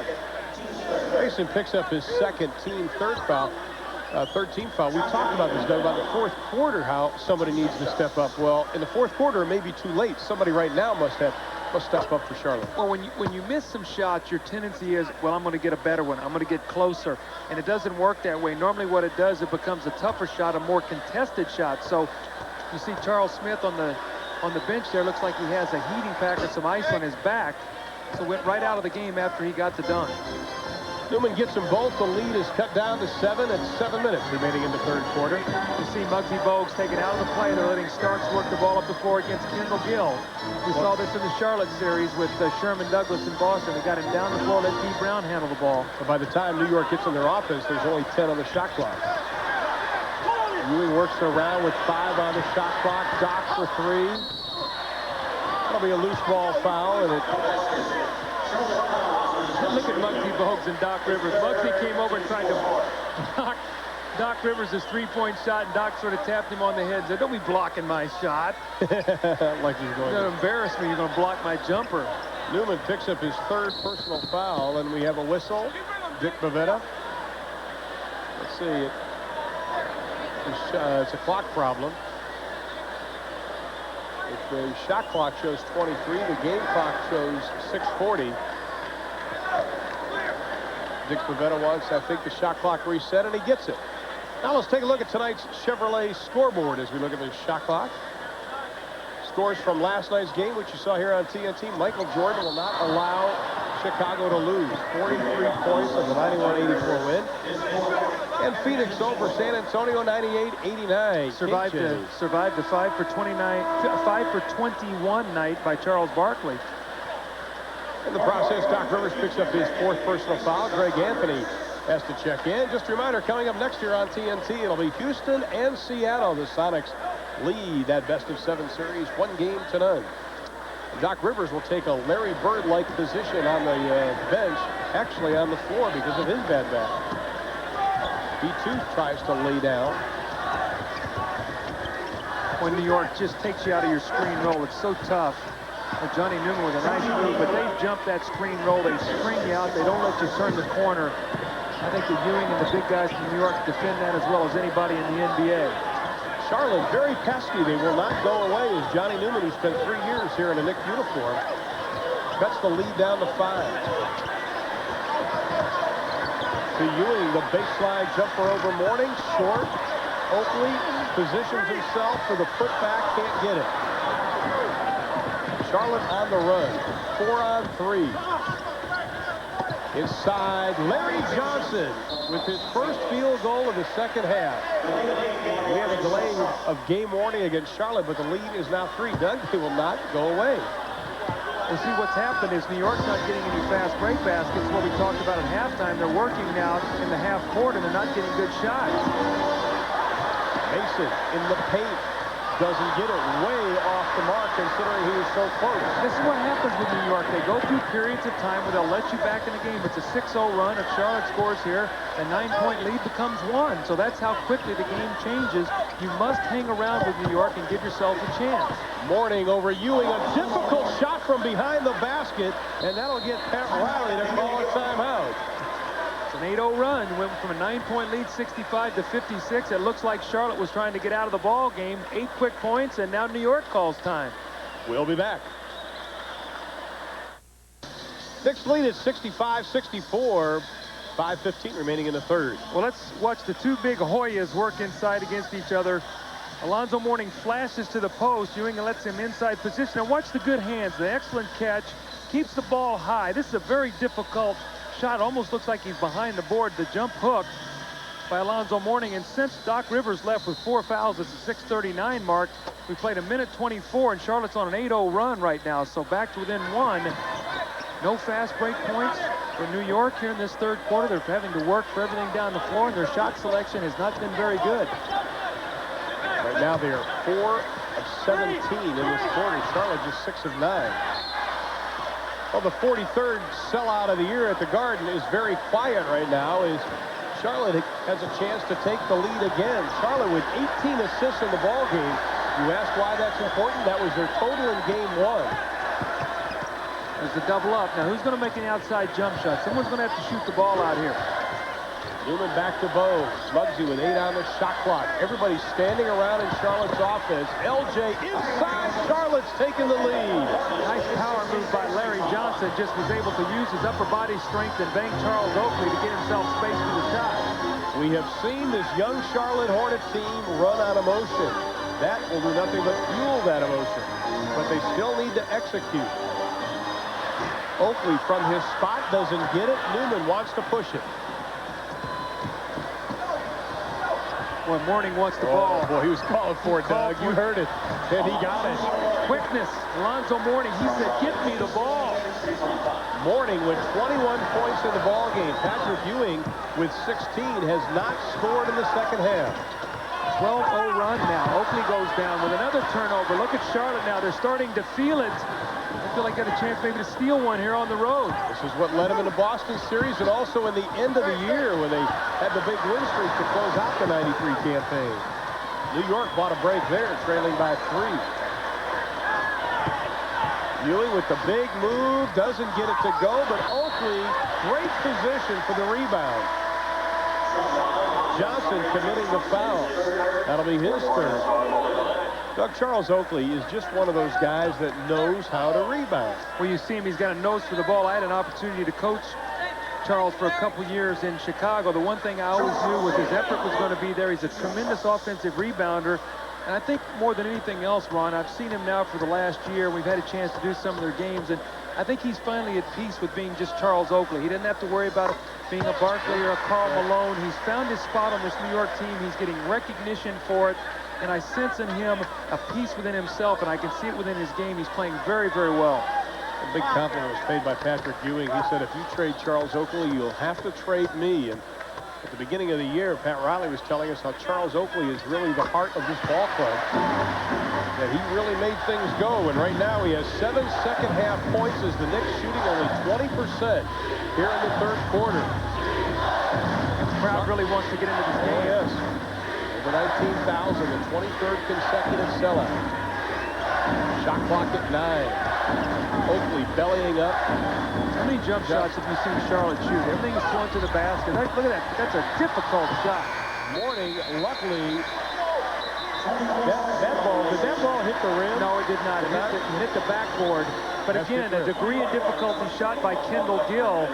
He's got to be able to pull up and have enough confidence to shoot the outside jump shot. And right now, Charlotte, I know I'm belaboring this point, they have taken the lead. But at some point in time, that lane is going to close down. You have to be able to shoot the outside shot. Now Bo peppering Anthony. Shot clock is 14 by the time New York gets into their offense. You know, Muggsy is relentless. This is what he did to the Boston Celtics. I thought he was the MVP in that series. Not only with his pressure defense, but what he did offensively to get the ball up the floor and give them so much time to use on the shot clock. But you can see with Anthony in the game, he's going to try to advance the ball against Bogues. I think he needs to get down the floor also. Let Starks bring it up against Wingate or Newman or whoever's playing him. That was Muggsy's third personal foul, and that will send Greg Anthony to the line.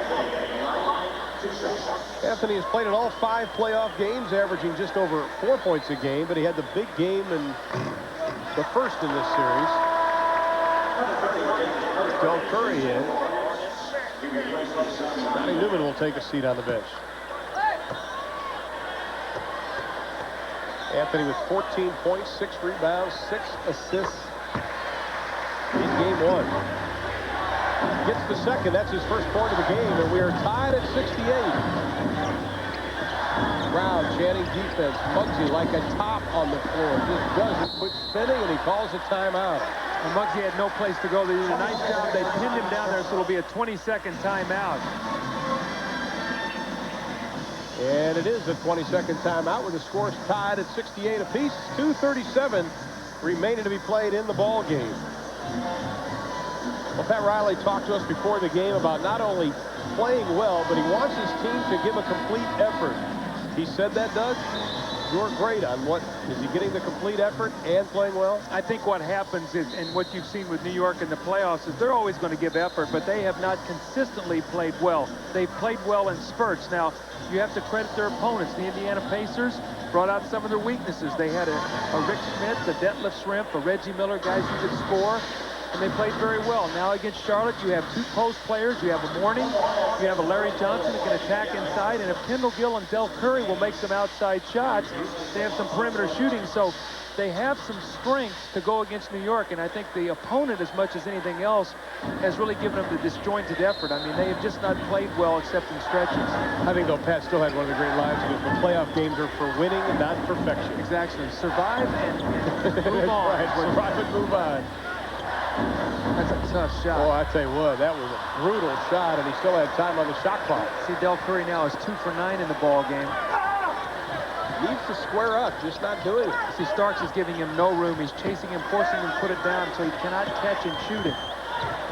But to help Curry out also, he's really not working off any picks. There he got a good squared up look after a pick on Starks, and he drains it. Was that a 2 or a 3? I guess that was a 2. A 2. Nice ball movement. They need to set the pitch to get Gill and Curry open if Charlotte expects to hit any jump shots. Now Gaddison has checked in for Mourning. Don't want Alonzo to pick up his third in the third. The turnaround fall away, doesn't get it. But Kenny Gaddison draws the whistle. That'll be his first personal foul. Kenny Gaddison did a good job on everything except he hit Patrick on either the elbow or the wrist on the shot. Watch, he's fading away. You want him to shoot this shot because he's now at a rebound position. He does a great job of getting him away from his position. He rotates back after the screen roll. And right at the last minute, right here, he gets a hand against the elbow, just enough to draw the foul. Patrick Ewing still looking for his first points. Look at Alonzo Mourning sitting down. First points of the second half.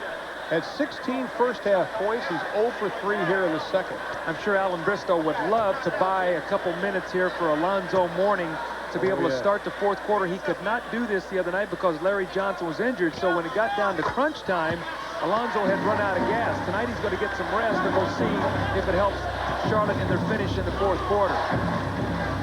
Alonzo Mourning in game 1 had only 6 points and 4 rebounds after halftime, which tells you a little bit how tired he was. Bogues gets free for the 17-footer, knocks it down. 72-69, the Hornets by 3 with 1:29 remaining in the third. New York leads the series 1-0.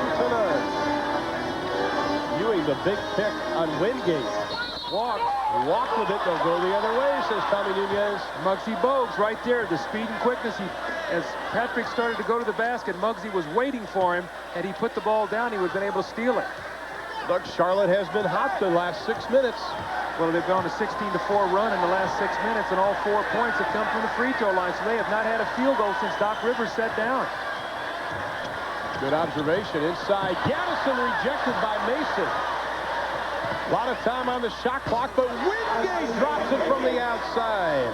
Pat Riley wants a timeout with 56 seconds. I don't think Stark sees it. Pat Ewing does, so a 5-point lead now for the Charlotte Hornets. Charlotte shooting 52% for the game, and they lead at 74-69. 54.7 left in the third.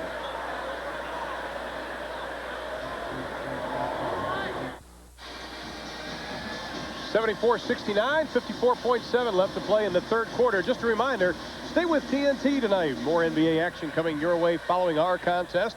Western Conference semifinal, Pete Van Wieren and Dick Versace are standing by in Seattle as the Houston Rockets take on the Sonics in game 2, with Seattle leading that best-of-7 series 1-0. Let's talk about the pace of the game. First quarter transition points for New York, 20. Second quarter, 7. Third quarter with 54.7 seconds remaining, 2. So they've gone from 27 points in the first half. It's 2-2 now, transition points, fast break points in this quarter. As a result, New York has struggled to score. No field goals in the last 6:41. Charlotte has taken a 5-point lead. They've only scored 12 points, Doug, in the quarter. This is what happens with New York. They go in scoring droughts, and that's the one thing about them. If you will play good defense and you will hang around, you always have a chance to steal the game against them. We've talked about the fourth quarter woes of Charlotte. They need to get a big lead going into the fourth. They have not fared well against the Knicks in the final stanza. Orlando Blackman with a tough running shot. He's normally the pure, sweet shooting jump shooter. This time off the shot, off the glass, a running one-hander. 17-second difference between the shot and the game. Crowd chanting defense. This is the first we've heard of the crowd since the second quarter. Bogues goes right around Anthony. The high archer finds the net. How about the right-to-left crossover by Murphy? That was quick. Looked like Tim Hardaway. Quick. Don't blink. With the last shot. And they'll do just that. 5-point Hornet lead. They trailed at 7 at intermission. See, Kenny Gaddison is the designated double teamer right now on the floor. He's the guy causing these problems. Starts for 3, doesn't get it. Rebound, tip back out to Blackman. Lets it go at the buzzer. It won't go. 3 quarters have been played. The Charlotte Hornets allowing only 14 New York Knicks points as we head to the final stanza. The Hornets lead it by 5.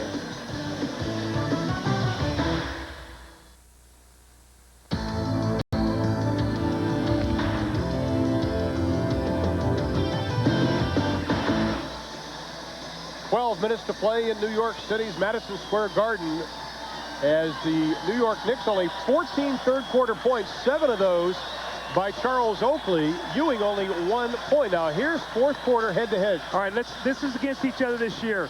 In the season, the Knicks have shot 56% in the fourth quarter. In game 1, they shot 58%. You can see the Hornets on the season against the Knicks in the fourth quarter, 34%. In game 1, 37%, but more importantly, in the regular season, the Knicks owned the fourth quarter by +8, in game 1, +16.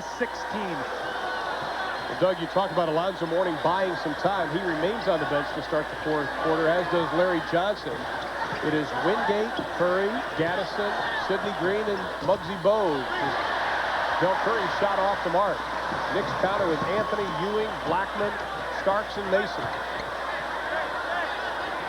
New York led by as many as 11 in the second quarter. The spin move by Mason. Green tracks it down. Everything right but the finish.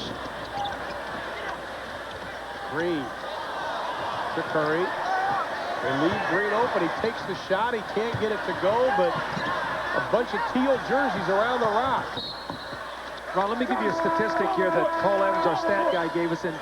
In the first 28 minutes of the game tonight, Charlotte had 17 turnovers. They trailed by 9. And they only had 1 turnover in the last 8 minutes. It was a 24-second shot clock violation. They now lead by 5. So without the turnovers, New York has not been able to run. They've been in the half-court game, and they've not been very successful. Charles Oakley has checked into the lineup. Inside, basket won't go, but Sidney Green is there to complete it. When New York is on their heels right now, Charlotte has taken the game right to them. Now they lead by 7. Sidney Green, the 10th-year pro out of UNLV, has given the Charlotte Hornets a 7-point advantage. That is their biggest of the game. Ewing needs a touch. He gets it. 1 third-quarter point, and he remains off the mark. He's shooting the shot quickly. Patrick looks like he's in a little bit of a hurry to release the shot. I don't know if that's because of the presence of Mourning in this game, but there's a layup and a dunk now by Curry. Now a timeout by Pat Riley, and the Knicks on their heels now trail by 9. And the Boo Birds are out at the Garden. 80-71 is our score, but there is still a lot of basketball left.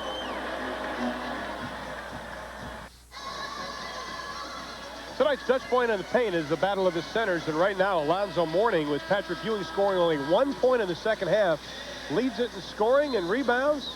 Hornets. Well, again, Ron, you have to like right now from the standpoint of Charlotte. They're getting great production out of their bench. Curry's hit a couple baskets now. Wingate's hit a jumper.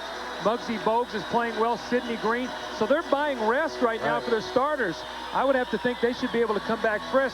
Charlotte just keeps coming at you. They just keep coming at you. They never back off. They were down 11, 24-13.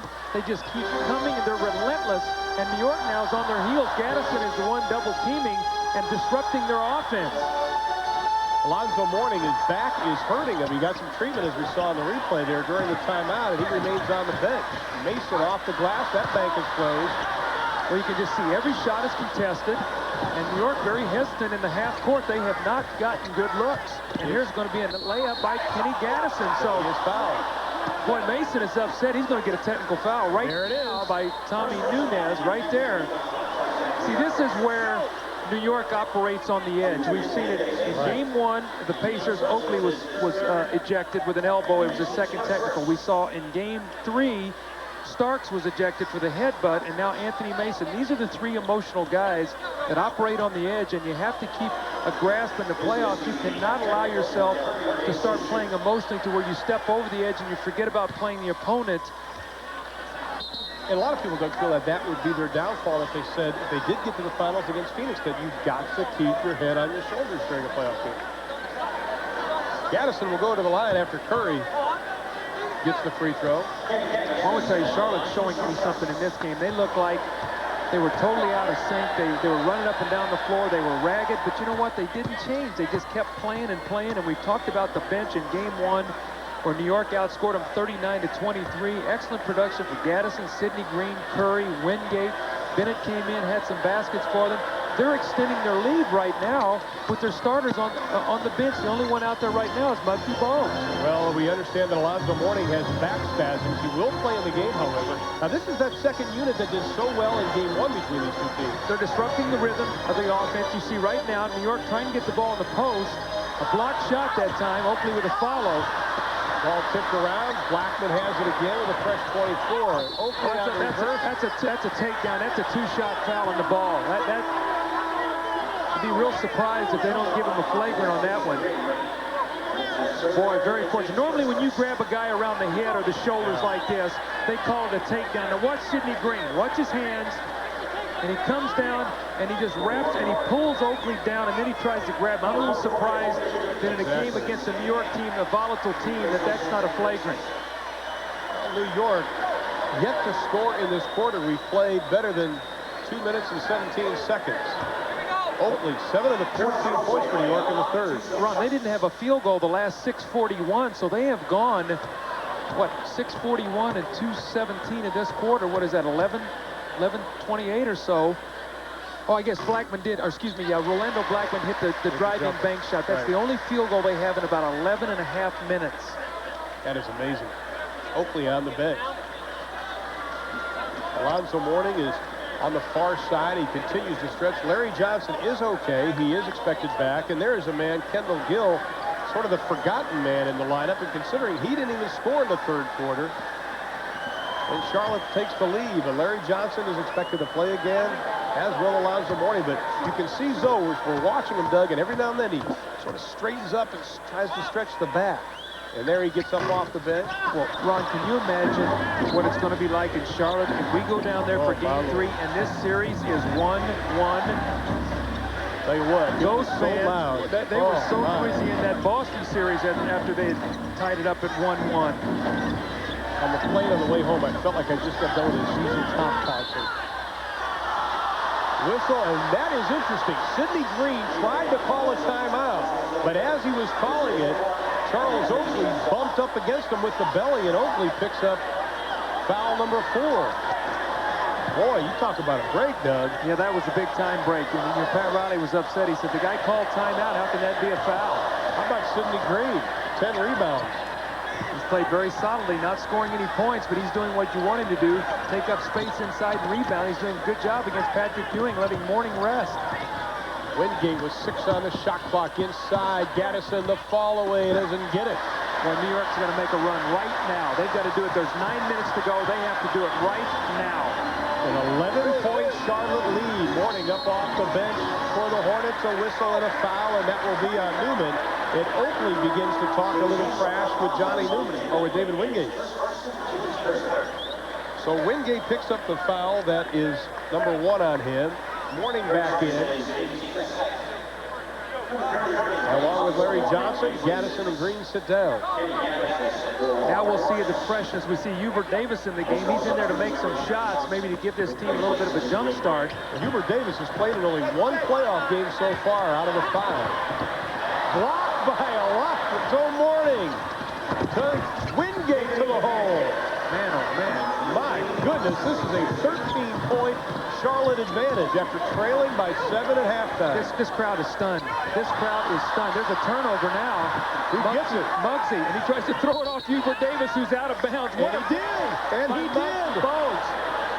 New York has come unraveled. They really are looking around to make something happen. Look at Muggsy Bogues. Look at the bounce. He said, "You're out of bounds. I'm going to throw it off your back, and then I'm going to referee, and then I'm going to cheer." He does it all. And he's not even tired yet. It's that low center of gravity. Bogues dishes off. Curry on the run. The basket won't count. Offensive foul. It's the old snowplow maneuver with the right arm pushing off. New York looking around and saying, who's going to do it for us here tonight? Who's going to get it done? I think things started out so easily for them. They have really lost their rhythm. That was Charlotte's second turnover in the last 12 minutes. Blackman can't get it. Another rebound. They are ice cold. They cannot make a shot. And who's out on the break? The rested Alonzo Mourning. Ewing could not get back. And we talked about it. The presence of Larry Johnson tonight allowed Alan Bristow to go to his bench. He's arrested because of Sidney Green's play, Kenny Gaddison. Now they're coming in fresh, and New York looks to be the team that is tired. Alonzo Mourning with 6 points here in the second half. He had a great block on Ewing on one end that led to a fast break, and now he's on the end of a fast break where he gets 2 free throws. So I don't know whether New York is going to be able to crank it back up or not, Ron. This could be a major upset here tonight. And Alonzo Mourning struggling from the line tonight, only 3 of 7. And he had been shooting 82% in the playoffs as Muggsy Bogues gets a rest. Kendall Gill comes back in the lineup. So it's Gill, Curry, Wingate, Mourning, and Johnson. And I think Larry Johnson has only scored 10 points in this game, right? And Larry Johnson has 10, and how many does Gill have? Kendall Gill only has 8 points. So there's 23, and how many does Mourning have? Alonzo Mourning now with 21. Gill, all 8 points coming in the first quarter. So 44 points for the big three, and they're up 13 points. That is amazing. Now Ewing sets a pick, trying a free start. Takes it inside as in the big rebound. Look at the numbers, too. Gill saves it. They're going to have to set it up. Charlotte's quicker to the ball tonight. They are quicker to the ball. Alan Bristow's going to take a timeout, and the clock is starting to work against New York. 7:22 now, trailing by 13. But there is still a lot of basketball left. Hornets have upped their lead to 13 points. That is a correct score. 85-72 as New York has scored only 1 minute in 4:40 of the fourth quarter. A couple of Eastern Conference headlines. Michael Jordan, 43 points. Other Bulls starters only 27 as the Bulls take game 1 against the Cavs. Now the Western Conference headlines. Phoenix behind Kevin Johnson. They win game 1, and the Rockets stuck on the launching pad as Seattle looks to go 2-0 in that series. That game will be coming your way immediately following our contest tonight. Doug? How about New York 0 for 9 in the fourth quarter, and only 1 of their last 20 over 12 minutes, and that was Rolando Blackman's jumper off the glass, or the running shot off the glass. Well, New York bought a break because there was an awful lot of white jerseys there when that ball went off a leg. Remember I talked to you about droughts, about New York going through droughts. This is not a drought. This is what, a famine or whatever. I mean, there's a layup. Now, you know what? Now in Charlotte, the crowd is going to try to get New York to win this basketball game. They're going to try to get into it with their defense. This is where their poise and patience will be tested. This is a defense that held Charlotte to just 15 fourth quarter points in game 1, but the putback by Kendall Gill. Kendall Gill's been a factor on the boards. His first 2 since the first quarter, but the lead is at 13. He has 7 rebounds now tonight. He had 8 in game 1. Ewing looking for his first field goal of the second half, doesn't get it, and then he does. Again, the poise right now of Charlotte. This is what they faced in game 4 at home against Boston. When Boston came at them, they had an 18-point lead. Into the fourth quarter, they saw Boston take the 1-point lead, and it took the great shot by Mourning to bail the game out. Let's see if they've learned from that game. They have to do what got them to this point. Johnson inside, has it slapped away. Oakley keeps it alive. Still plenty of time, Ron. Over 6 minutes to go. It's a 5-possession game. Oh, Ewing passed up the shot to give it to Hubert Davis. Doesn't get it. The rookie out of North Carolina. The follow shot by Oakley. He doesn't get the call. Were you surprised that Ewing passed that shot up to Hubert Davis? I don't think I've seen him do that. Because that was the shot he was hitting in the first half. I wonder if he's tired. But I've never seen him do that, pass up that kind of open shot. Now Larry Johnson with the shot clock showing the number 7. This is where Charlotte got in trouble against Boston. They start using the clock, and they weren't able to execute. They start standing around. That is exactly what happened there, though. You're right. They start isolating and going one-on-one. They use the clock, and they don't get a good shot. Well, that'll change the tempo because Muggsy Bogues is going to come back into the lineup. The rookie with his first two. Right now, again, see if they come down and they get something in rhythm, or if they go to a set play. Better get the ball up. You've only got 2 seconds here to get it across. That was very close to a 10-second violation. A 4-0 run by New York has cut the 13-point lead down to just 9. Now see, Larry Johnson's going to go quick with the ball. He's holding it. Now the shot clock is winding down. It's down to 2, and they don't get anything out of it. That ball hit the rim. That ball hit the rim. They should get a recycle on that. And now Dick Bavetta talking to Billy Oakes, Tommy Nunez. All of them are saying, yes, it did hit the bottom of the rim, and we have a foul called on New York. And that'll be Charles Oakley, whistle for the foul. That'll be number 5 on Oakes. Well, not only did they get a clock, but it got them a personal foul and 2 free throws. And the personal foul on not just anyone, but Charles Oakley. And Pat Riley pleading his case on the far side to Dick Bavetta. You know, I always feel like in a playoff series, we're going to watch the play. Now, Mourning is going against Oakley. Watch underneath now. See if the ball hits the rim. You can see it. Right there, it hit the rim. There's the rebound. And then he goes back up and gets the personal foul against Oakley, his 5th to get 2 free throws. Ron, I never felt like a playoff series started till the road team broke through. Right. And if you look at all the things that happened out in the West, all the excitement was because the road team broke through early. So the home court was snatched back. In the East, New Jersey did it against Cleveland. So when that happens, you get a series. And if Charlotte can hold on here tonight and make it 1-1, you now have a series. Well, the free throws, 24 for New York, 20 for Charlotte. A lot better than in game 1. Ewing still can't get it, but he gets the follow shot, and he draws a whistle. Still a ton of time. You've got 4 minutes and 31 seconds to go. If Patrick Ewing hits his free throw, you've got an 8-point game. Patrick again misses the easy layup, and then he follows it up. Ewing with 21 points on the night.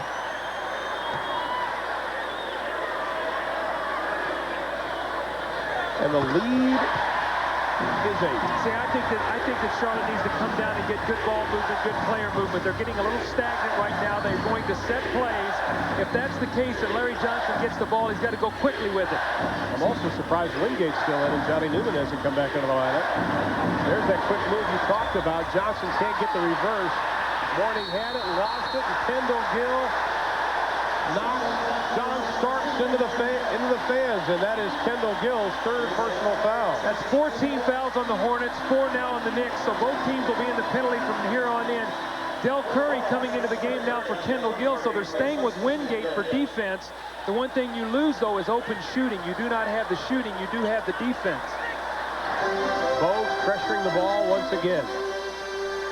Now the crowd has come alive in the Garden. Well, if New York scores here, they're really going to come alive, because then you've got a 6-point game. Ewing great position on Mourning right now, going to the middle. This time he hits nothing but net.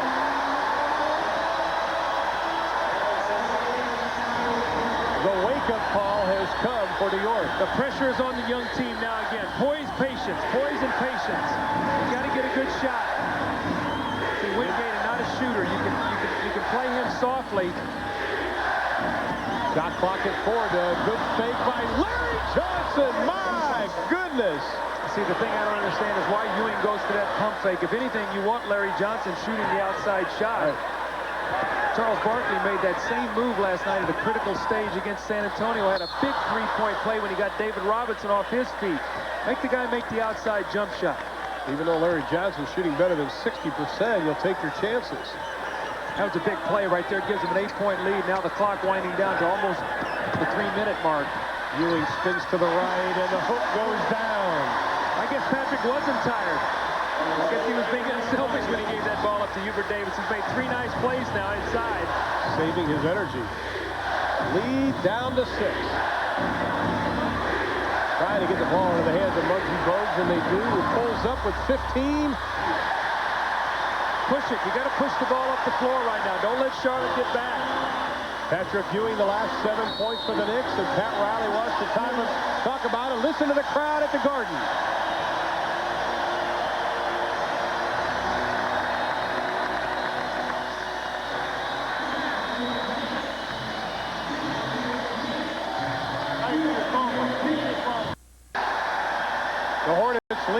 86, 91, 85. What Charlotte has to be prepared for right now is New York coming out of a screen roll, or coming out of a timeout in this situation, loves to go screen roll with Starks and Ewing likes to slip the screen early and go quickly to the basket. Let's see if they get that going, or maybe Starks coming off a double screen to the top of the floor for the jump shot, but they like to run the screen roll and slip Ewing to the basket for the quick dunk. The Knicks have lost only 4 regular season games here at the Garden. There you see the timeout situation. New York led by 7 at halftime, trailed by 5 at the end of 3. All right, here's Starks. Let's see if they go to the screen and roll, and then they slip it. And right into the post to Ewing. The double team by Curry. Kick it back out. Davis for 3. Doesn't get it. Oh, great rebound by Starks. Putback. What a sensational rebound. The lead is 4. These games are never over in the playoffs. You got to keep playing to the finish. Oh, very fortunate for Charlotte. Yes. That looked like a turnover, and they called a foul on Blackman, so Wingate shooting 2. Look at the sensation. This is going to be the replay of the hole. That's a good call. Wingate was held by Rolando Blackman. That'll be Blackman's first personal foul. Doug, we talked at the beginning of the show of a team growing up. Winning that first round is so much different than winning at the second round, and I think right now these young Charlotte Hornets are learning a very valuable lesson. Wingate, a 74% free throw shooter. You're absolutely right. Under pressure, playoff pressure when you're tested. Again, I talked about Game 4 in Boston where they had the big lead. If Charlotte can hold on in this hostile environment. Remember, they won that game at home. Before the playoffs, Wingate only 1 of 4 from the line. It is a 4-point advantage. 2:10 left to be played in the ball game. Boy, Starks got to be careful with that ball with Muggsy Bogues. Muggsy all over him. Curry in the back pocket of Hubert Davis. New York calls a timeout. That wastes their 20. They still have 2 fulls remaining. That was all because of Muggsy Bogues' pressure. He would not let him run the play, then the overplay at the top of the floor. What New York wanted to do was swing the ball to the top of the floor, rotate it to the weak side, and drop it into Ewing. And Charlotte would not let them rotate the ball, so a quick 20-second timeout.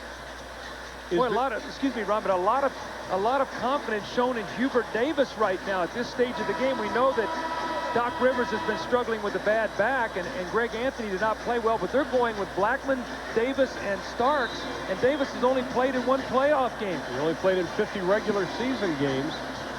Doug, how much can you actually tell a young team to relax and try to stay in the game when you have 19,000 people in New York, the best team in the East, as far as the regular season goes? You really can't coach that, can you? No, what you have to do is you have to put your guys in a position, give them opportunity to win. Charlotte has that. Now they have to make the plays. That's what they have to be able to do. The final 2 minutes from the Garden. Blackman forces the shot up. Oakley had the arm of Larry Johnson hooked just enough to get the rebound and draw the foul. Well, you want to see why Pat Riley likes Charles Oakley? It's because of plays like that. He got underneath the basket, and he just wanted the ball a little bit more. Look at him right here. He's got Larry Johnson locked up there. Oakley with the excellent hands, and the smart thing, he goes right up. Otherwise, it would have been a shot clock violation as the clock was getting ready to go off. Oakley with 9 points now and 14 rebounds. So after a very quiet first half where he got in foul trouble and had not scored, he's come on strong here in the second half. And he's 5 of 6 from the line. Charlotte led at the 6:40 mark, 87-74. But in the last 4:38, they've outscored New York 14-4. New York has outscored Charlotte 14-4. And they've cut the lead to 3.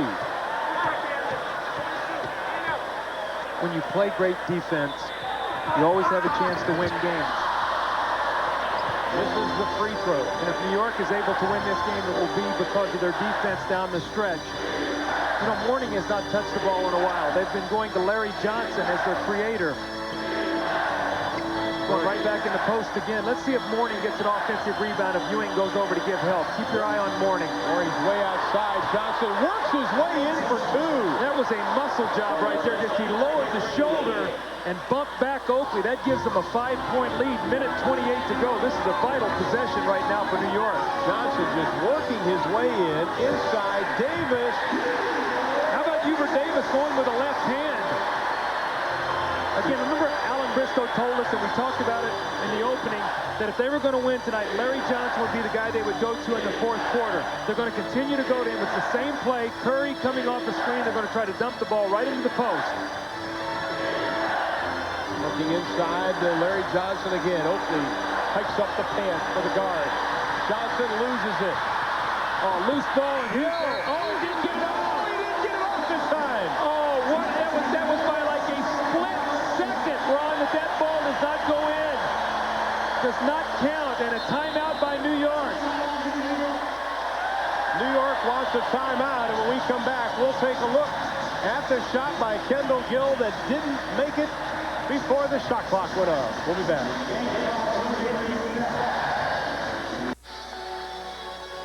Did the Hornets beat the shot clock? Well, let's listen because it's the horn that counts.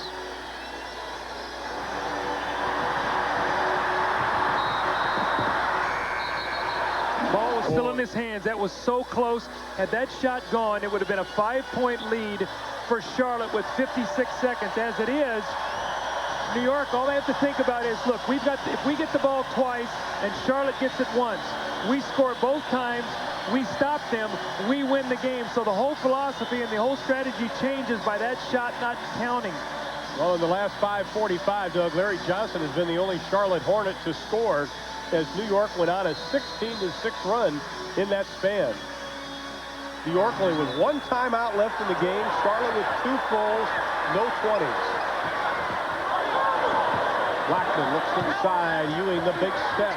There's the 3 by Davis. For the tie. How about the rookie? What confidence by Ewing to give him the ball and for Pat Ryder to have him in the game. Of course, he is related to Walter Davis, which might have something to do with his shooting ability. What a tremendous shot. Go down low. Mourning finally with a touch. Has to kick it back. Someone's going to shoot it. The clock's going to wind down. Johnson throws up the prayer. Backs off the back of the iron. New York has it, and they'll call their final timeout. No, what Muggsy Bogues had a wide open shot and did not take it. Remember we talked about the perimeter shooting. Who would step up for Charlotte? No one did. It might cost them a game. We'll be back.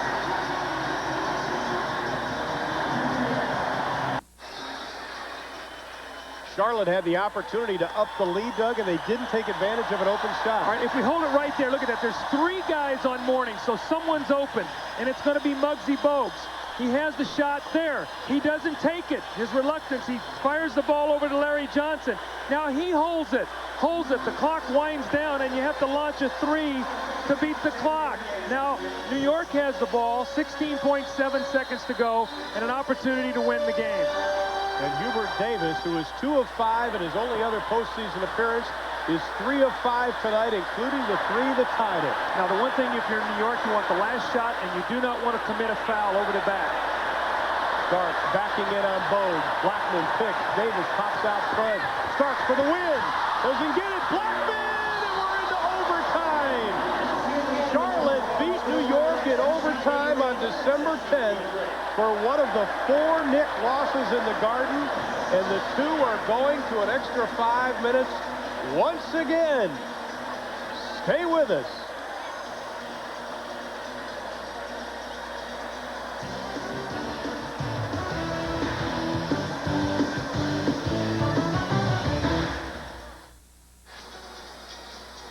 Well, Charlotte goes on a 19-6 lead to close out the final 6:40. All 6 points for Charlotte by Larry Johnson, but still, Doug, only 17 fourth-quarter points by the Hornets. This has been the series all year long. That New York has won the fourth quarter in the regular season by 8. In the playoffs, game 1 by 16. Tonight, +5. And had that last shot gone, it would have been +7. So now, the Charlotte, after losing the momentum, are they able now to regroup and get this game? We now have a 5-minute game. New York is revitalized, and they've done so with the shooting and play of Hubert Davis. He made the big left-hand drive. He made the 3-point shot. He made a right-hand drive, so he gave them 7 points in the fourth quarter when they were reeling. same starting five for Charlotte with the exception of David Wingate getting the nod instead of Johnny Newman. Well, New York is continuing to go small. You've got Hubert Davis in there. You have a three-guard attack with Starks and Blackman. So you have the shooting. This time Blackman with the open shot. Takes it. Halfway down. Mourning had it and comes up with a loose ball. You see, New York's got their post player Ewing, their offensive rebounder Oakley, and their three perimeter shooters, Davis, Blackman, and Starks. That's their lineup. Mourning had a couple of steps on Ewing and continued on through the paint, and he draws the foul. That'll be Ewing's fourth personal foul. And at the line will be Lonzo Mourning, who has struggled. He has made only 3 of 8 from the stripe tonight. I'd like to show you this play now. If he finishes this with his left hand, he's got to score. Look what he does. He brings it back and tries to shoot it with his right hand. When he develops a left hand around the basket, that will be a three-point play.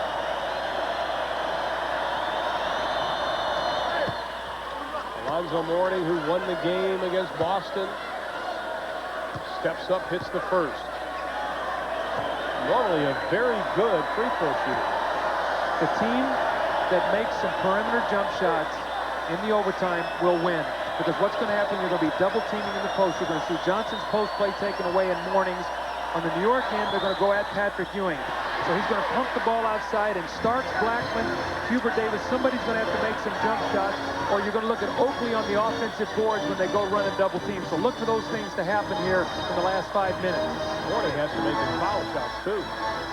Hornets by 1. Ewing in the paint, the big right hand over Alonzo Mourning. See, you got to get the ball out of his hands. You've got to force the outside shot. If it's 2-3 guys, you run it, and you cannot allow him to come across the middle of the lane. Mourning tries likewise, doesn't get it. Blackman with the rebound. Someone's going to get a look at a three down this time down the floor, Ron. You watch what's going to happen. All the things are going to collapse inside on Ewing, and somebody's going to stroke a three here. Blackman being chased by Kendall Gill. Davis with the left hand doesn't get it. Well, he's got confidence. He's not backing off. He's not afraid, is he?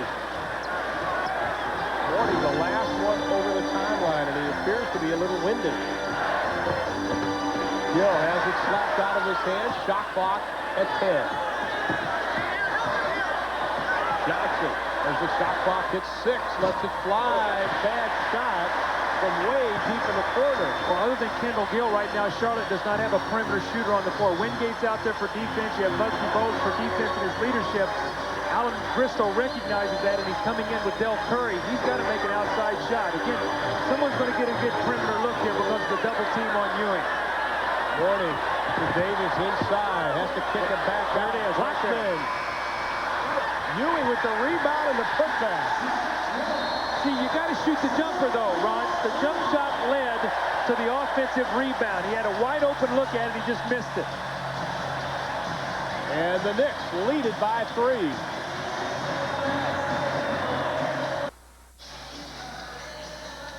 Ewing's shot gives the Knicks the 3-point advantage, but Larry Johnson was upset on the play, and here's why. Well, he's going to get a left elbow right in the mug here. You're going to see Ewing right there gets him.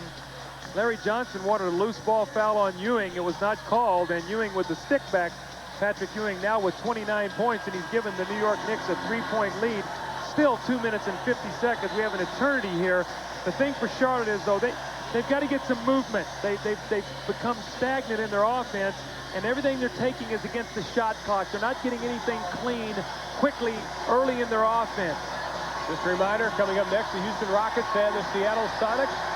As soon as we get done with our overtime, and we have 2:50 remaining to be played in the OT. Now, see, I like this substitution by Alan Bristow. You lose a little bit defensively when you take out Wingate, but Del Curry gives you the threat of the three-point shot, and because of that, maybe Mourning and Larry Johnson will get a nice post-up. If not, maybe he'll be free for the jump shot.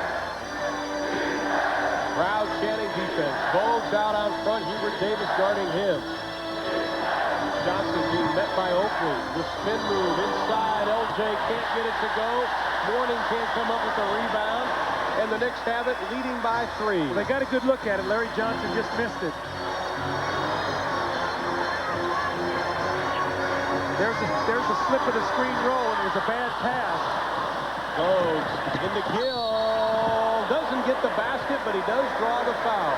Now, is this going to be a flagrant foul, or is this going to be treated like the Oakley situation? I think it's just going to be a two-shot foul.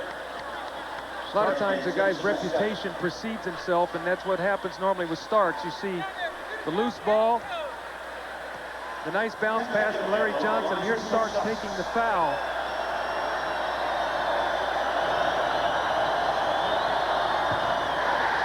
Charlotte cannot make their free throws here in the second half. Only 3 of the last 10 they've hit. Gaddison into the lineup. Larry Johnson now will move to the small forward position, so they're going to go big. They're going to go Larry Johnson, Gaddison, Mourning, Bogues, and Kendall Gill. And meanwhile, Pat Riley will stay with the 3-guard offense from Blackman, Davis, and Starks.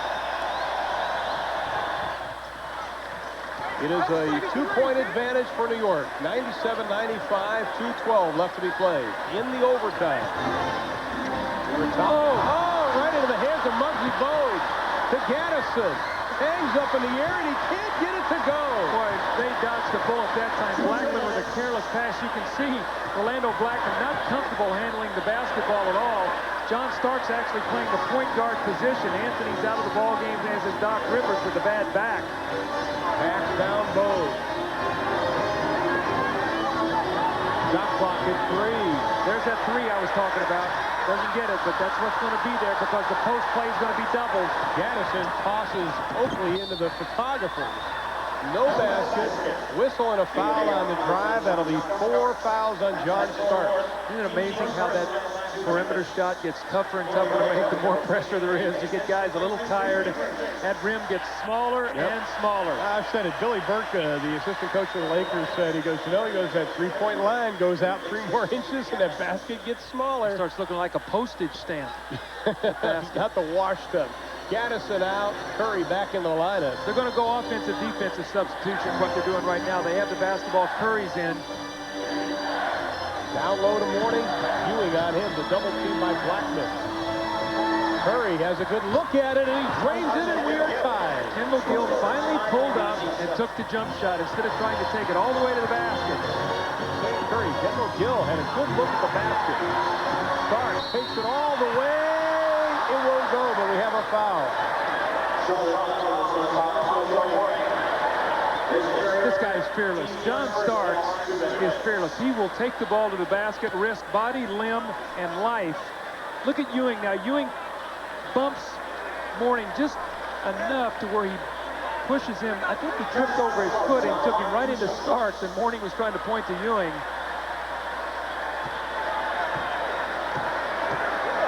Davis is going to come back in the ball game here. Starks' first trip to the line is a successful one. Davis in, Blackman out. Defensive purposes, Hubert Davis a little bit younger, a little bit fresher. Blackman will probably come back in if they need offense. Davis, the 6'5" rookie out of North Carolina, will be celebrating his 23rd birthday on the 17th of May. Ron, I've always got a saying, first team to 100 wins.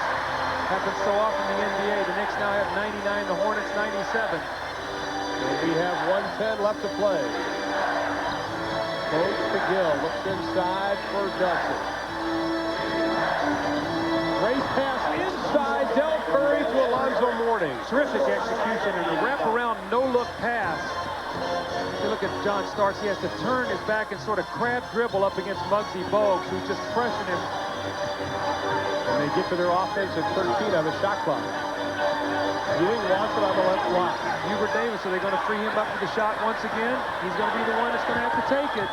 Shot clock at 2. Ewing lets it go, and he buries it. Patrick Ewing with 32 points. Remember the big shot he hit against Indiana? When they broke the 17-point lead, Indiana was able to come back in the game, and Ewing hit the big 2-point shot really to win the game.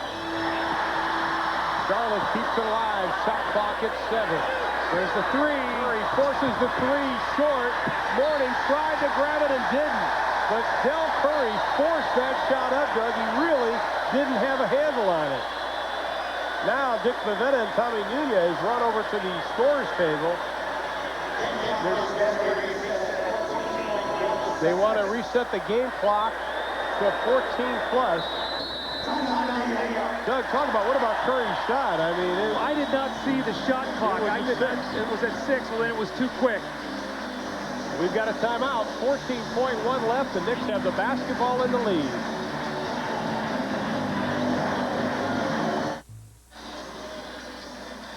.101.99 is our score. The Knicks have the basketball in the lead. The final 14.1 of overtime as Del Curry tried to give the Charlotte Hornets the advantage.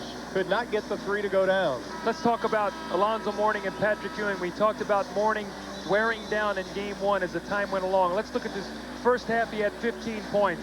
Third quarter he had 6. In the fourth, in the overtime, he has 3. Now Patrick Ewing, on the other hand, 16 in the first half, only 1 in the third quarter, and now 15 in fourth and overtime. So Patrick Ewing, bigger and stronger at this stage of his career, has been able to maintain it, where Alonzo has worn down a little bit. That's not a negative. That's just the fact that at this point in time as a rookie, he does not have the strength and stamina that Ewing does as a veteran player.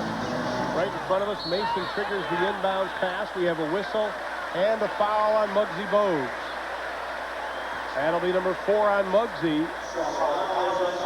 1.8 went off the game clock. Starks to the line. He is 2 of 2 from the stripe. 23 points on the evening. Now, if Starks makes most of these free throws, does Alan Bristow take timeout and move the ball to half court? Or does he try to push the ball quickly and transition and maybe get a quick 3 off some penetration from Muggsy Bogues? We'll have to wait and see what he wants to do.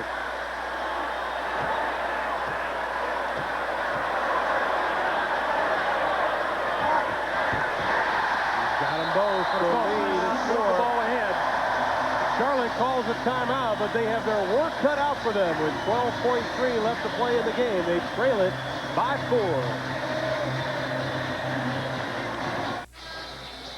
With the Knicks leading by 4, I'd like to remind you, stay with us. Don't touch the dial yet. We have another one coming your way. Houston and Seattle with Pete Van Wieren and Dick Versace. They are standing by right now. Doug, New York has done a lot of coming back in the series against Indiana and also this series. Well, let's go. Game 1, they blew a 17-point lead against Indiana and won. Game 2, they were down 17 in the third quarter, came back and won. Game 1 the other day, down 14, came back and won. Tonight, down 13 in the fourth. They might have a chance to win this, so they are blowing or getting themselves in trouble and having to overcome big leads. Ewing beats Mourning, the finishing touch. So they're going to win this game. But I'm sure that Pat Riley in the back of his mind is saying, we cannot continue to dig ourselves these kind of holes and expect to pull basketball games out. The final basket goes down.